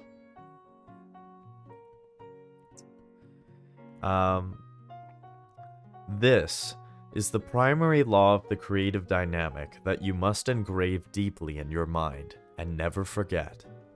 Your emotional commitment to what you are doing will be translated directly into your work. If you go at your work with half a heart, it will show in the lackluster results and in the laggard way in which you reach the end. If you are doing something primarily for money and without a real emotional commitment, it will translate into something that lacks a soul and that has no connection to you. You may not see this, but you can be sure that the public will feel it and that they will receive your work in the same lackluster spirit it was created in. If you are excited and obsessive in the hunt, it will show in the details. If your work comes from a place deep within, its authenticity will be communicated. This applies equally to science and business as to the arts. Your creative task may not rise to the same obsessive level as it did for Edison, but it must have a degree of this obsessiveness or your efforts will be doomed. You must never simply embark on any creative endeavor in your field, placing faith in your own brilliance to see it through. You must make the right, the perfect choice for your energies and your inclinations. To aid in this process, it is often wise to choose something that appeals to your sense of unconventionality and calls up latent feelings of rebelliousness. Perhaps what you want to invent or discover is being ignored or ridiculed by others. The work that you envision will stir up controversy and ruffle some feathers. In opting for something that has deep personal appeal to you, you will naturally move in an unorthodox direction. Try to ally this with a desire to subvert conventional paradigms and go against the grain.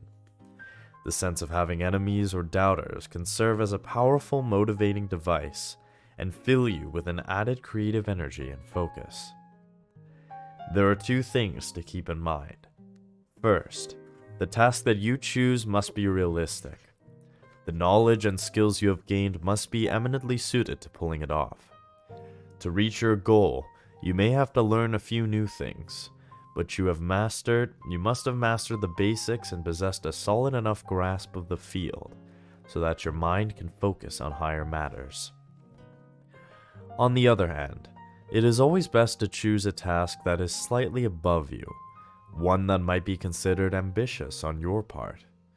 This is a corollary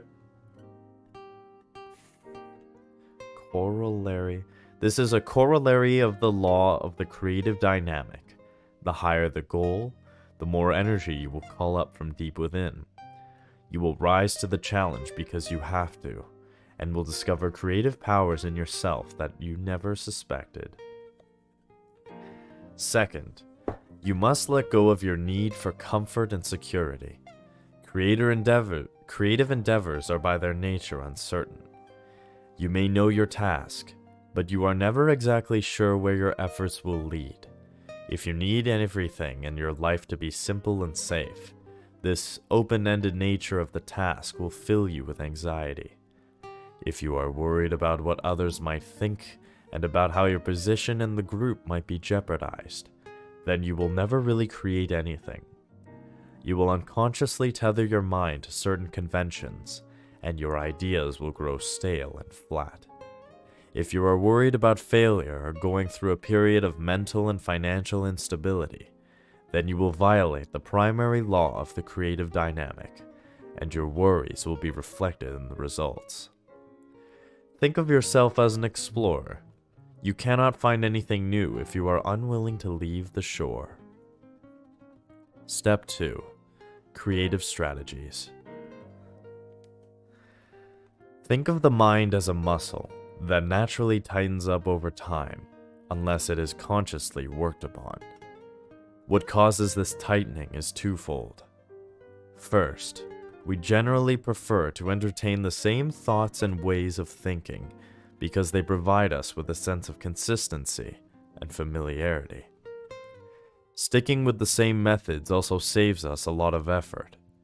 We are creatures of habit. Second, whenever we work hard at a problem or idea, our minds naturally narrow their focus because of the strain and effort involved.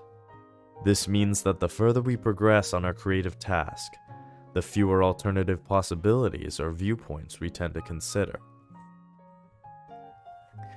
This tightening process afflicts all of us, and it is best to admit that you share in this flaw. The only antidote is to enact strategies to loosen up the mind and let in alternative ways of thinking. This is not only essential for the creative process, but it is also immensely therapeutic for our psyches. The following 5 strategies for developing such flexibility have been distilled from the lessons and stories of the most creative masters, past and present. It would be wise to adapt all of them at some point, stretching and loosening the mind in all directions. A. Cultivate negative capability. In 1817, the 22-year-old poet John Keats wrote a letter to his brothers in which he explained his most recent thoughts on the creative process. The world around us, he wrote, is far more complex than we can possibly imagine. With our limited senses and consciousness, we only glimpse a small portion of reality. Furthermore, everything in the universe is in a state of constant flux. Simple words and thoughts cannot capture this flux or complexity. The only solution for an enlightened person is to let the mind absorb itself in what it experiences, without having to form a judgment on what it all means. The mind must be able to feel doubt and uncertainty for as long as possible. As it remains in this state, and probes deeply into the mysteries of the universe, ideas will come that are more dimensional and real than if we had jumped to conclusions and formed judgments early on. To accomplish this, he wrote, we must be capable of negating our ego. We are by nature fearful and insecure creatures. We do not like what is unfamiliar or unknown. To compensate for this, we assert ourselves with opinions and ideas that make us seem strong and certain. Sorry, I think somebody knocked on the door. Give me a second.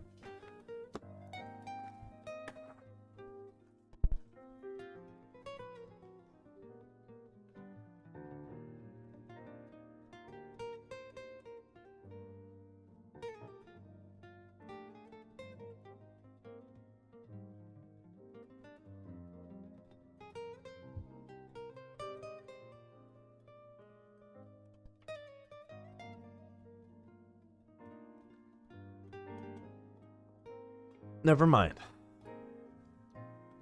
We're just hearing things.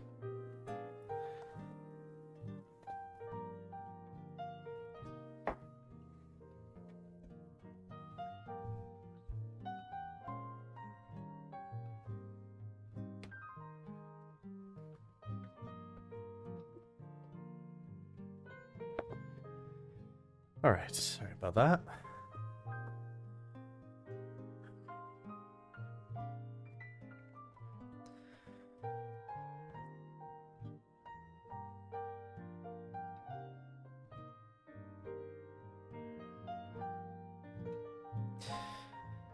Let me just start from here. The mind must be able to feel doubt and uncertainty for as long as possible. As it remains in this state, and probes deeply into the mysteries of the universe. Ideas will come that are more dimensional and real than if we had jumped to conclusions and formed judgments early on. Huh? Must have been the wind. To accomplish this, he wrote, we must be capable of negating our ego. We are by nature fearful and insecure creatures. We do not like what is unfamiliar or unknown. To compensate for this, we assert ourselves with opinions and ideas that make us seem strong and certain.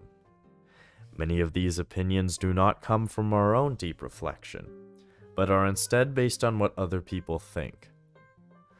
Furthermore, once we hold these ideas, to admit they are wrong is to wound our ego and vanity. Truly creative people in all fields can temporarily suspend their ego and simply experience what they are seeing, without the need to assert a judgment for as long as possible.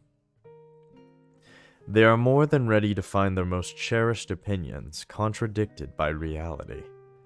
This ability to endure and even embrace mysteries and uncertainties is what Keats called negative capability. All masters possess this negative.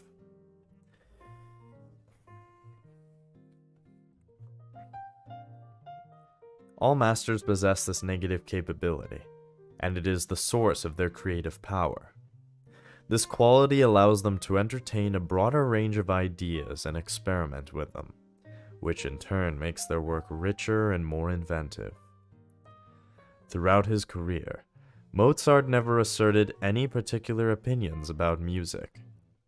Instead, he absorbed the styles he heard around himself and incorporated them into his own voice.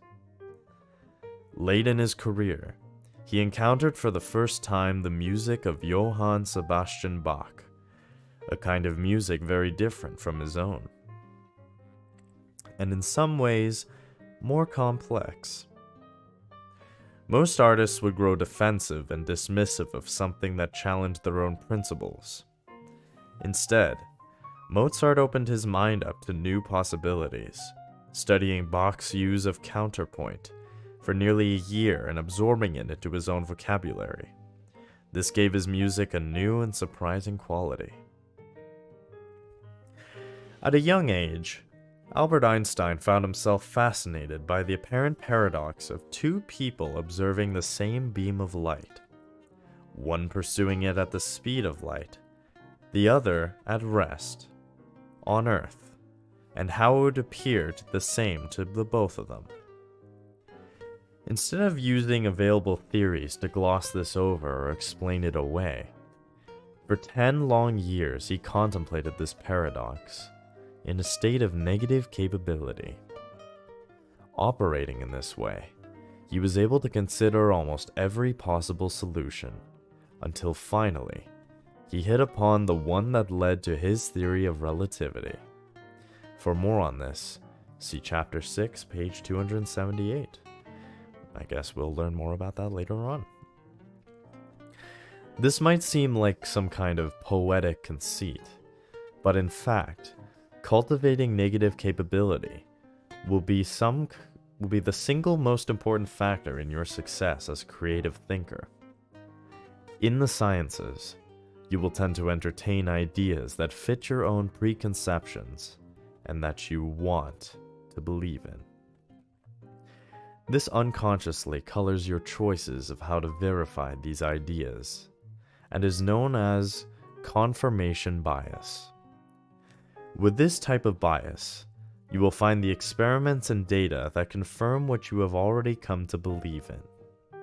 The uncertainty of not knowing the answers beforehand is too much for most scientists.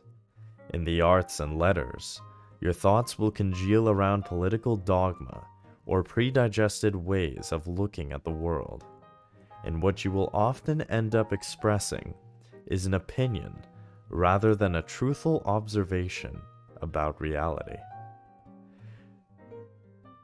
To Keats, William Shakespeare was the ideal because he did not judge his characters, but instead opened himself up to their worlds and expressed the reality of even those who were considered evil. The need for certainty is the greatest disease the mind faces. To put negative capability into practice, you must develop the habit of suspending the need to judge everything that crosses your path. You consider and even momentarily entertain viewpoints opposite to your own, seeing how they feel. You observe a person or event for a length of time, deliberately holding yourself back from forming an opinion. You seek out what is unfamiliar. For instance, reading books from unfamiliar writers in unrelated fields or from different schools of thought. You do anything to break up your normal train of thinking and your sense that you already know the truth. To negate the ego, you must adopt a kind of humility toward knowledge. The great scientist Michael Faraday expressed this attitude in the following way: scientific knowledge is constantly progressing. The greatest theories of the time are eventually disproven or altered at some future point. The human mind is simply too weak to have a clear and perfect vision of reality. The idea or theory that you are currently formulating that seems so fresh and alive and truthful will almost certainly be shot down or ridiculed in a few decades or centuries. We tend to laugh at people prior to the 20th century who did not yet believe in evolution and who saw the world as only 6,000 years old. But imagine how people will be laughing at us for the naive beliefs we hold in the 21st century. And so it is best to keep this in mind and not grow too fond of your ideas or too certain of their truth. Negative capability should not be a permanent state of mind. In order to produce work of any sort, we must create limits on what we'll consider. We must organize our thoughts into relatively cohesive patterns, and eventually come up with conclusions. In the end, we must make certain judgments. Negative capability is a tool we use in the process to open the mind up temporarily to more possibilities. Once this way of thinking leads to a creative avenue of thought, we can give our ideas a clearer shape and gently let it go, returning to this attitude whenever we feel stale or blocked. B. Allow for serendipity. The brain is an instrument developed for making connections. It operates as a dual processing system, in which every bit of information that comes in is at the same time compared to other information. The brain is constantly searching for similarities, differences, and relationships between what it processes. Your task is to feed this natural inclination, to create the optimal conditions for it to make new and original associations between ideas and experiences. And one of the best ways to accomplish this is by letting go of conscious control and allowing chance to enter into the process. The reason for this is simple. When we are consumed with a particular project, our attention tends to become quite narrow as we focus so deeply. We grow tense. In this state, our mind responds by trying to reduce the amount of stimuli we have to deal with. We literally close ourselves off from the world in order to concentrate on what is necessary. This can have the unintended consequence of making it harder for us to see other possibilities, to be more open and creative with our ideas.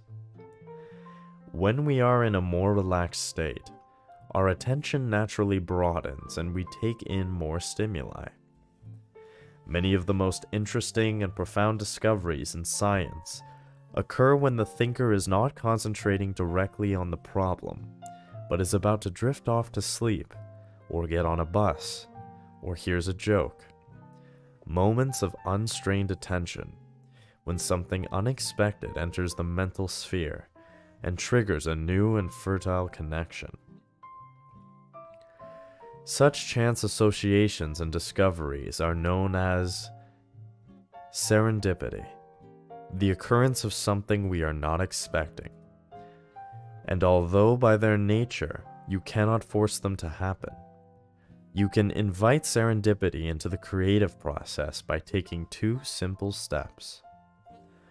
The first step is to widen your search as far as possible. In the research stage of your project, you look at more than what is generally required. You expand your search into other fields, reading and absorbing any related information. If you have a particular theory or hypothesis about a phenomenon, you examine as many examples and potential counterexamples as humanly possible. It might seem tiring and inefficient, but you must trust this process. What ensues is that the brain becomes increasingly excited and stimulated by the variety of information. As William James expressed it, the mind transitions from one idea to another, the most unheard of combination of elements, the subtlest associations of analogy. In a word, we seem suddenly introduced into a seething cauldron of ideas, where everything is fizzling and bobbling about in a state of bewildering activity." End quote. A kind of mental momentum is generated, in which the slightest chance occurrence will spark a fertile idea. The second step is to maintain an openness and looseness of spirit. In moments of great tension and searching, you allow yourself moments of release. You take walks, engage in activities outside your work. Einstein played the violin. Or think about something else, no matter how trivial. When some new and unanticipated idea now enters your mind, you do not ignore it because it is irrational or does not fit the narrow frame of your previous work. You give it instead full attention and explore where it leads you.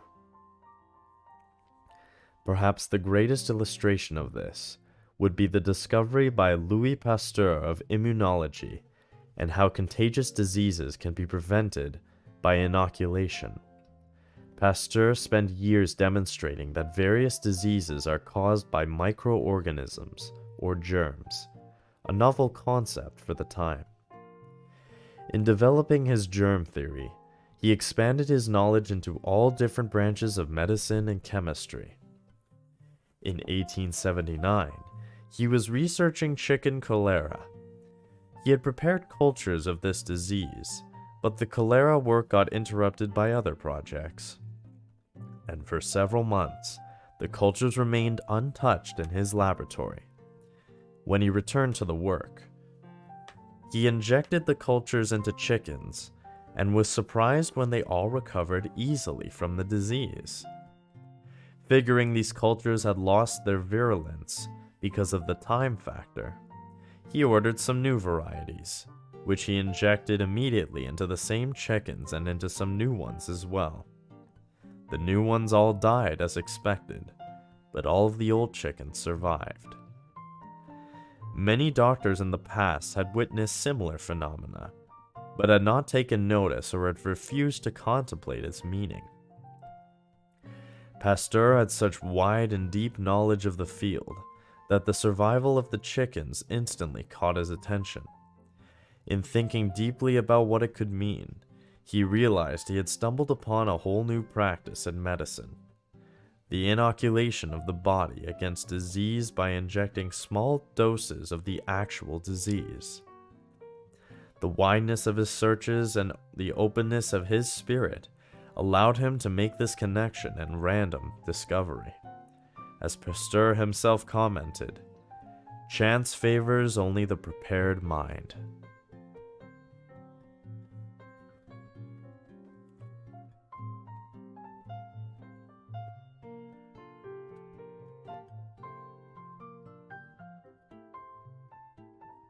That reminds me of a quote by Seneca that goes something like, "Luck is what happens when preparation meets opportunity." And Pasteur says here, chance favors only the prepared mind. So very similar. Maybe he read Seneca. Such serendipitous discoveries are extremely common in science and in technological inventions. The list would include, among hundreds of others, the discoveries by Wilhelm Röntgen of X-rays and Alexander Fleming of penicillin, and the invention of the printing press by Johannes Gutenberg. Perhaps one of the most illuminating of all such examples occurred with the great inventor Thomas Edison. He had been working long and hard on improving the mechanics of the roll of paper as it moved through the telegraph and recorded the various dots and dashes. The work was not going well, and what had particularly bothered him was the sound of the machine made as the paper passed through. It gave off a light, musical, rhythmical sound, resembling human talk heard indistinctly.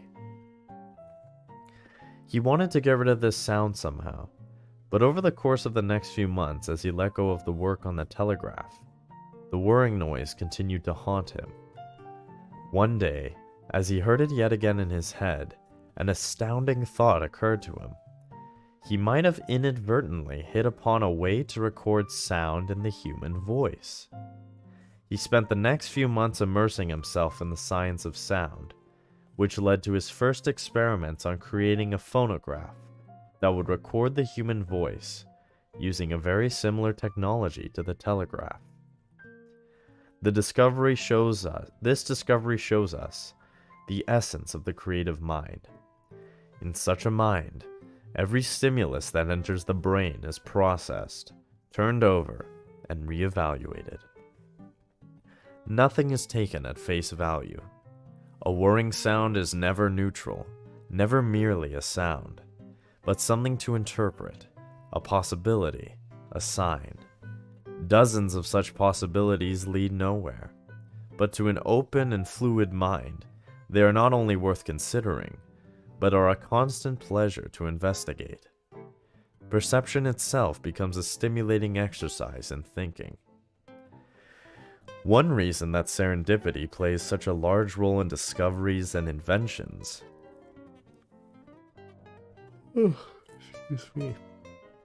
is that our minds are limited. We cannot explore all avenues and imagine every possibility.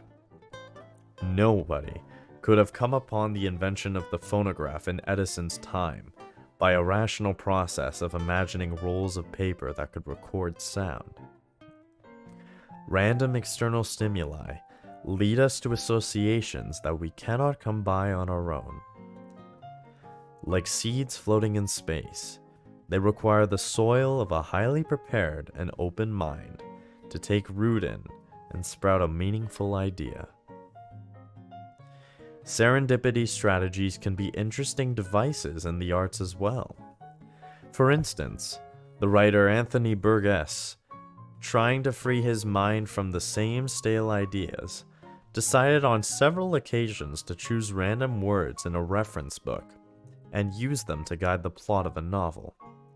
According to the order and association of the words, once he had completely haphazard starting points, his conscious mind took over, and he worked them into extremely well-crafted novels with surprising structures. The surrealist artist Max Ernst did something similar in a series of paintings inspired by the deep grooves in a wood floor that had been scrubbed too many times. He laid pieces of paper rubbed with black lead on the floor at odd angles and made prints of them. Based on these prints, he proceeded to make surreal and half-hallucinatory drawings. In these examples, a random idea was used to force the mind to create novel associations and to loosen up the creative urge. This mix of complete chance and conscious elaboration often creates novel and exciting effects. To help yourself cultivate serendipity, you should keep a notebook with you at all times. The moment any idea or observation comes, You note it down. You keep the notebook by your bed, careful to record ideas that come in those moments of fringe awareness, just before falling asleep, or just upon waking.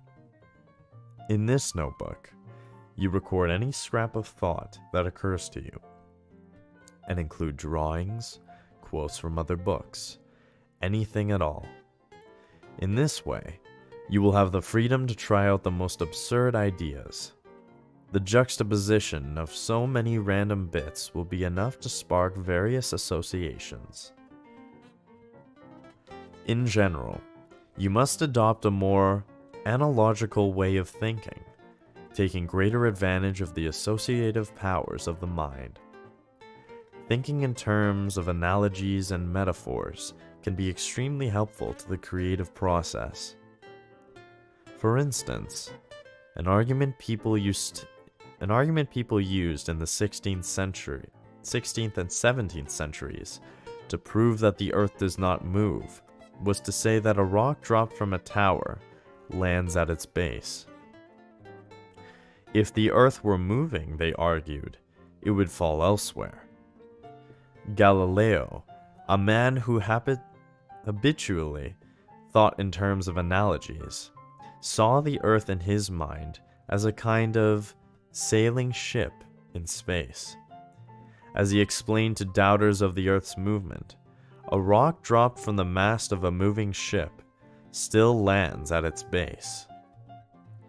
These analogies can be tight and logical, such as Isaac Newton's comparison of the falling apple from a tree in his garden to the moon falling in space. Or they can be loose and somewhat irrational, such as the jazz artist John Coltrane's thinking of his own compositions as cathedrals of sound he was constructing. In any event, you must train yourself to look constantly for such analogies to reframe and expand your ideas.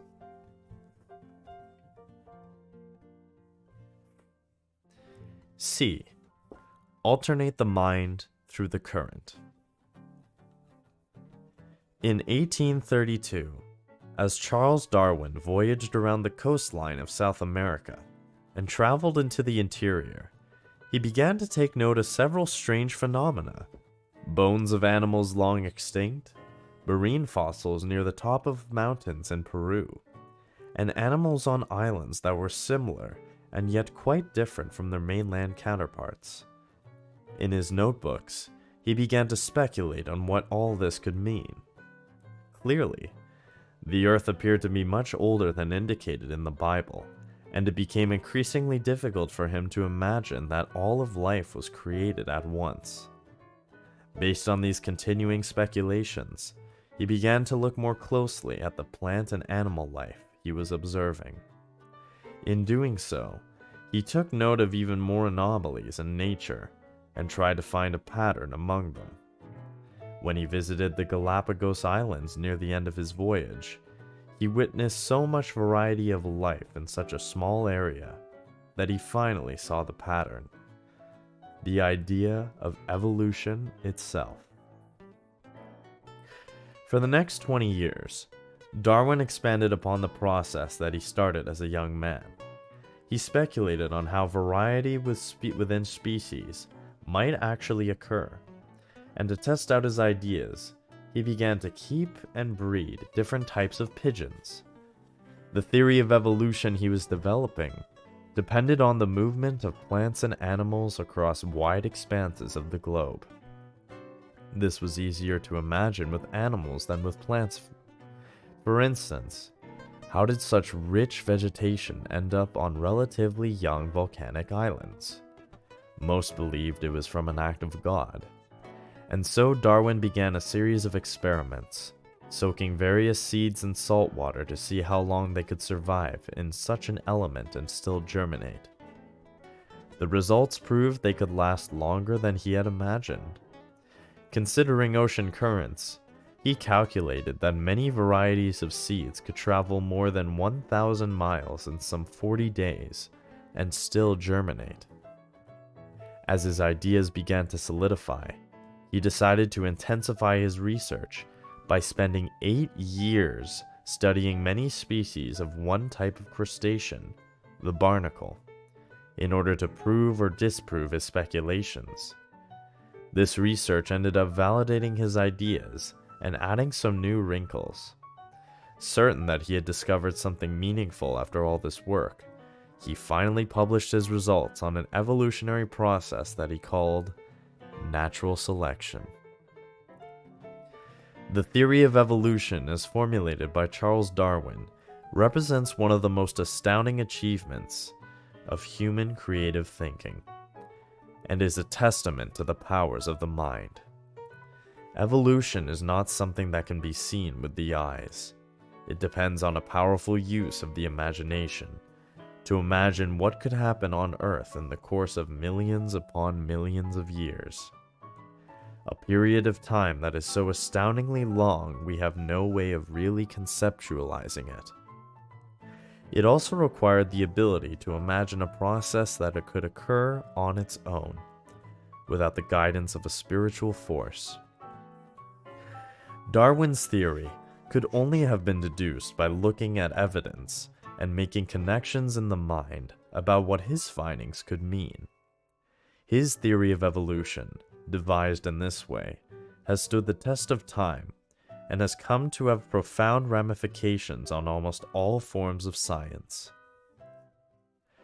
Through a mental process that we shall call the current, Charles Darwin made visible to us what is completely invisible to the human eye. The current is like a mental electrical charge that gains its power through a constant alternation. We observe something in the world that strikes our attention and makes us wonder what it might mean. In thinking about it, we devise several possible explanations. When we look at the phenomenon again, we see it differently as we cycle through the various ideas we had imagined to account for it. Perhaps we conduct experiments to verify or alter our speculations. Now, when we look at the phenomenon yet again, weeks or months later, we see more and more aspects of its hidden reality. If we had failed to speculate on the meaning of what we had observed, we simply would have had an observation that led us nowhere. If we had speculated without continuing to observe and verify, then we simply would have had some random idea floating around in our heads. But by continually cycling and between speculation and observation/experiment, we are able to pierce deeper and deeper into reality. Like a drill that penetrates a piece of wood through its motion, the current is a constant dialogue between our thoughts and reality. If we go into this process deeply enough, we come into contact with a theory that explains something far beyond the capability of our limited senses. The current is merely an intensification of the most elementary powers of human consciousness. Our most primitive ancestors would take note of something unusual or out of place: broken twigs, chewed leaves, the outline of a hoof or paw. Through an act of pure imagination, they would deduce that this meant that an animal had passed by. This fact would be verified by tracking the footprints. Through this process, what was not immediately visible to the eyes, a passing animal, became visible. All that has occurred since then is an elaboration of this power to increasingly higher levels of abstraction, to the point of understanding hidden laws of nature, like evolution and relativity. Most often in culture, we see people who short-circuit the current. They observe some phenomenon in culture or nature that makes them emotional, and they run rampant with speculations, never taking the time to entertain possible explanations that could have been verified by further observation. They disconnect themselves from reality and can then imagine whatever they want. On the other hand, we see many people, particularly in academia or in the sciences, who accumulate mountains of information and data from studies and statistics, but never venture to speculate on the larger ramifications of this information or connect it all into a theory. They are afraid to speculate because it seems unscientific and subjective, failing to understand that speculation is the heart and soul of human rationality, our way of connecting to reality and seeing the invisible. To them, it is better to stick to facts and studies, to keep a micro view, rather than possibly embarrassing themselves with a speculation that could be wrong. Sometimes, this fear of speculation masquerades as skepticism.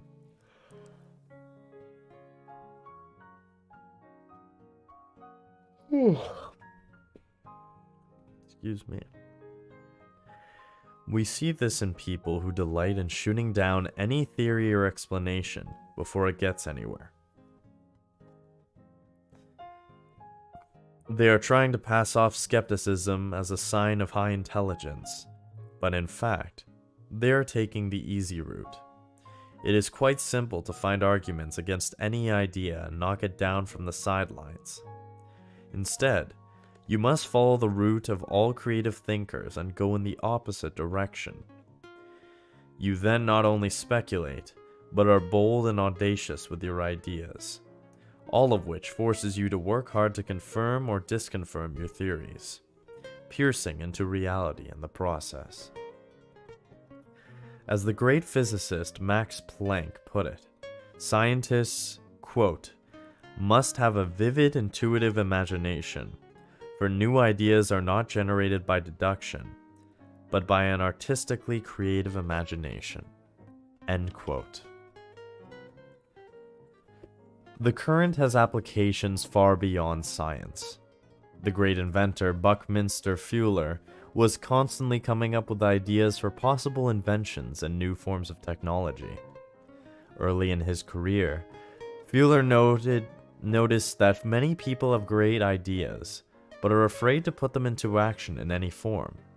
They prefer to engage in discussions or critiques, writing about their fantasies but never playing them out in the real world. To set himself apart from these dreamers, he created a strategy of forging what he called artifacts.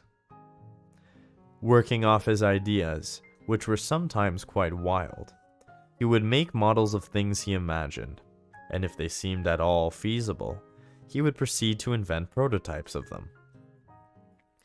By actually translating his ideas into tangible objects, he could gain a sense of whether they were potentially interesting or merely ridiculous.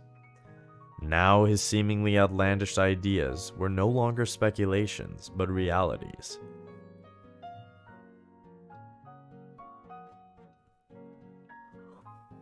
He would then take his prototypes to another level, constructing artifacts for the public to see how they would respond.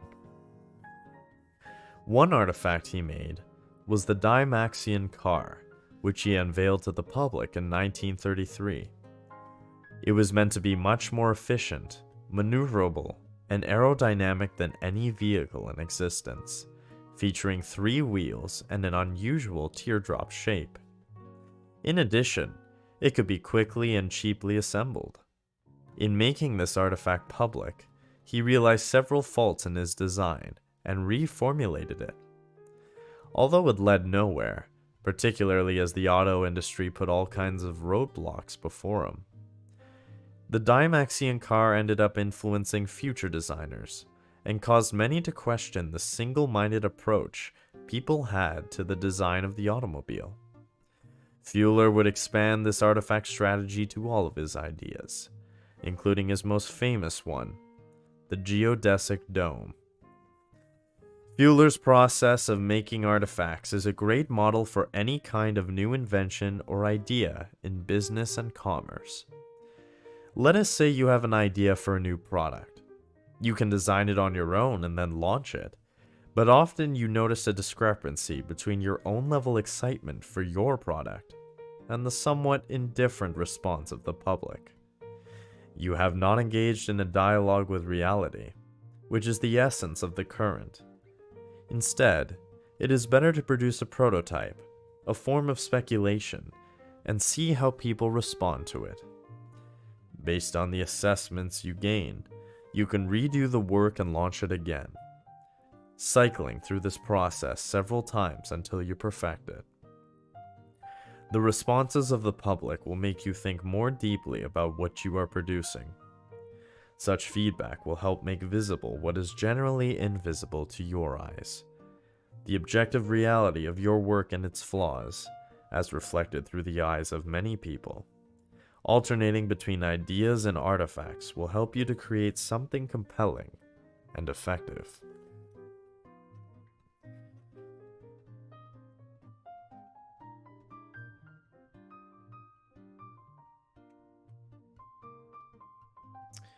And I think that is a good place for us to end for today.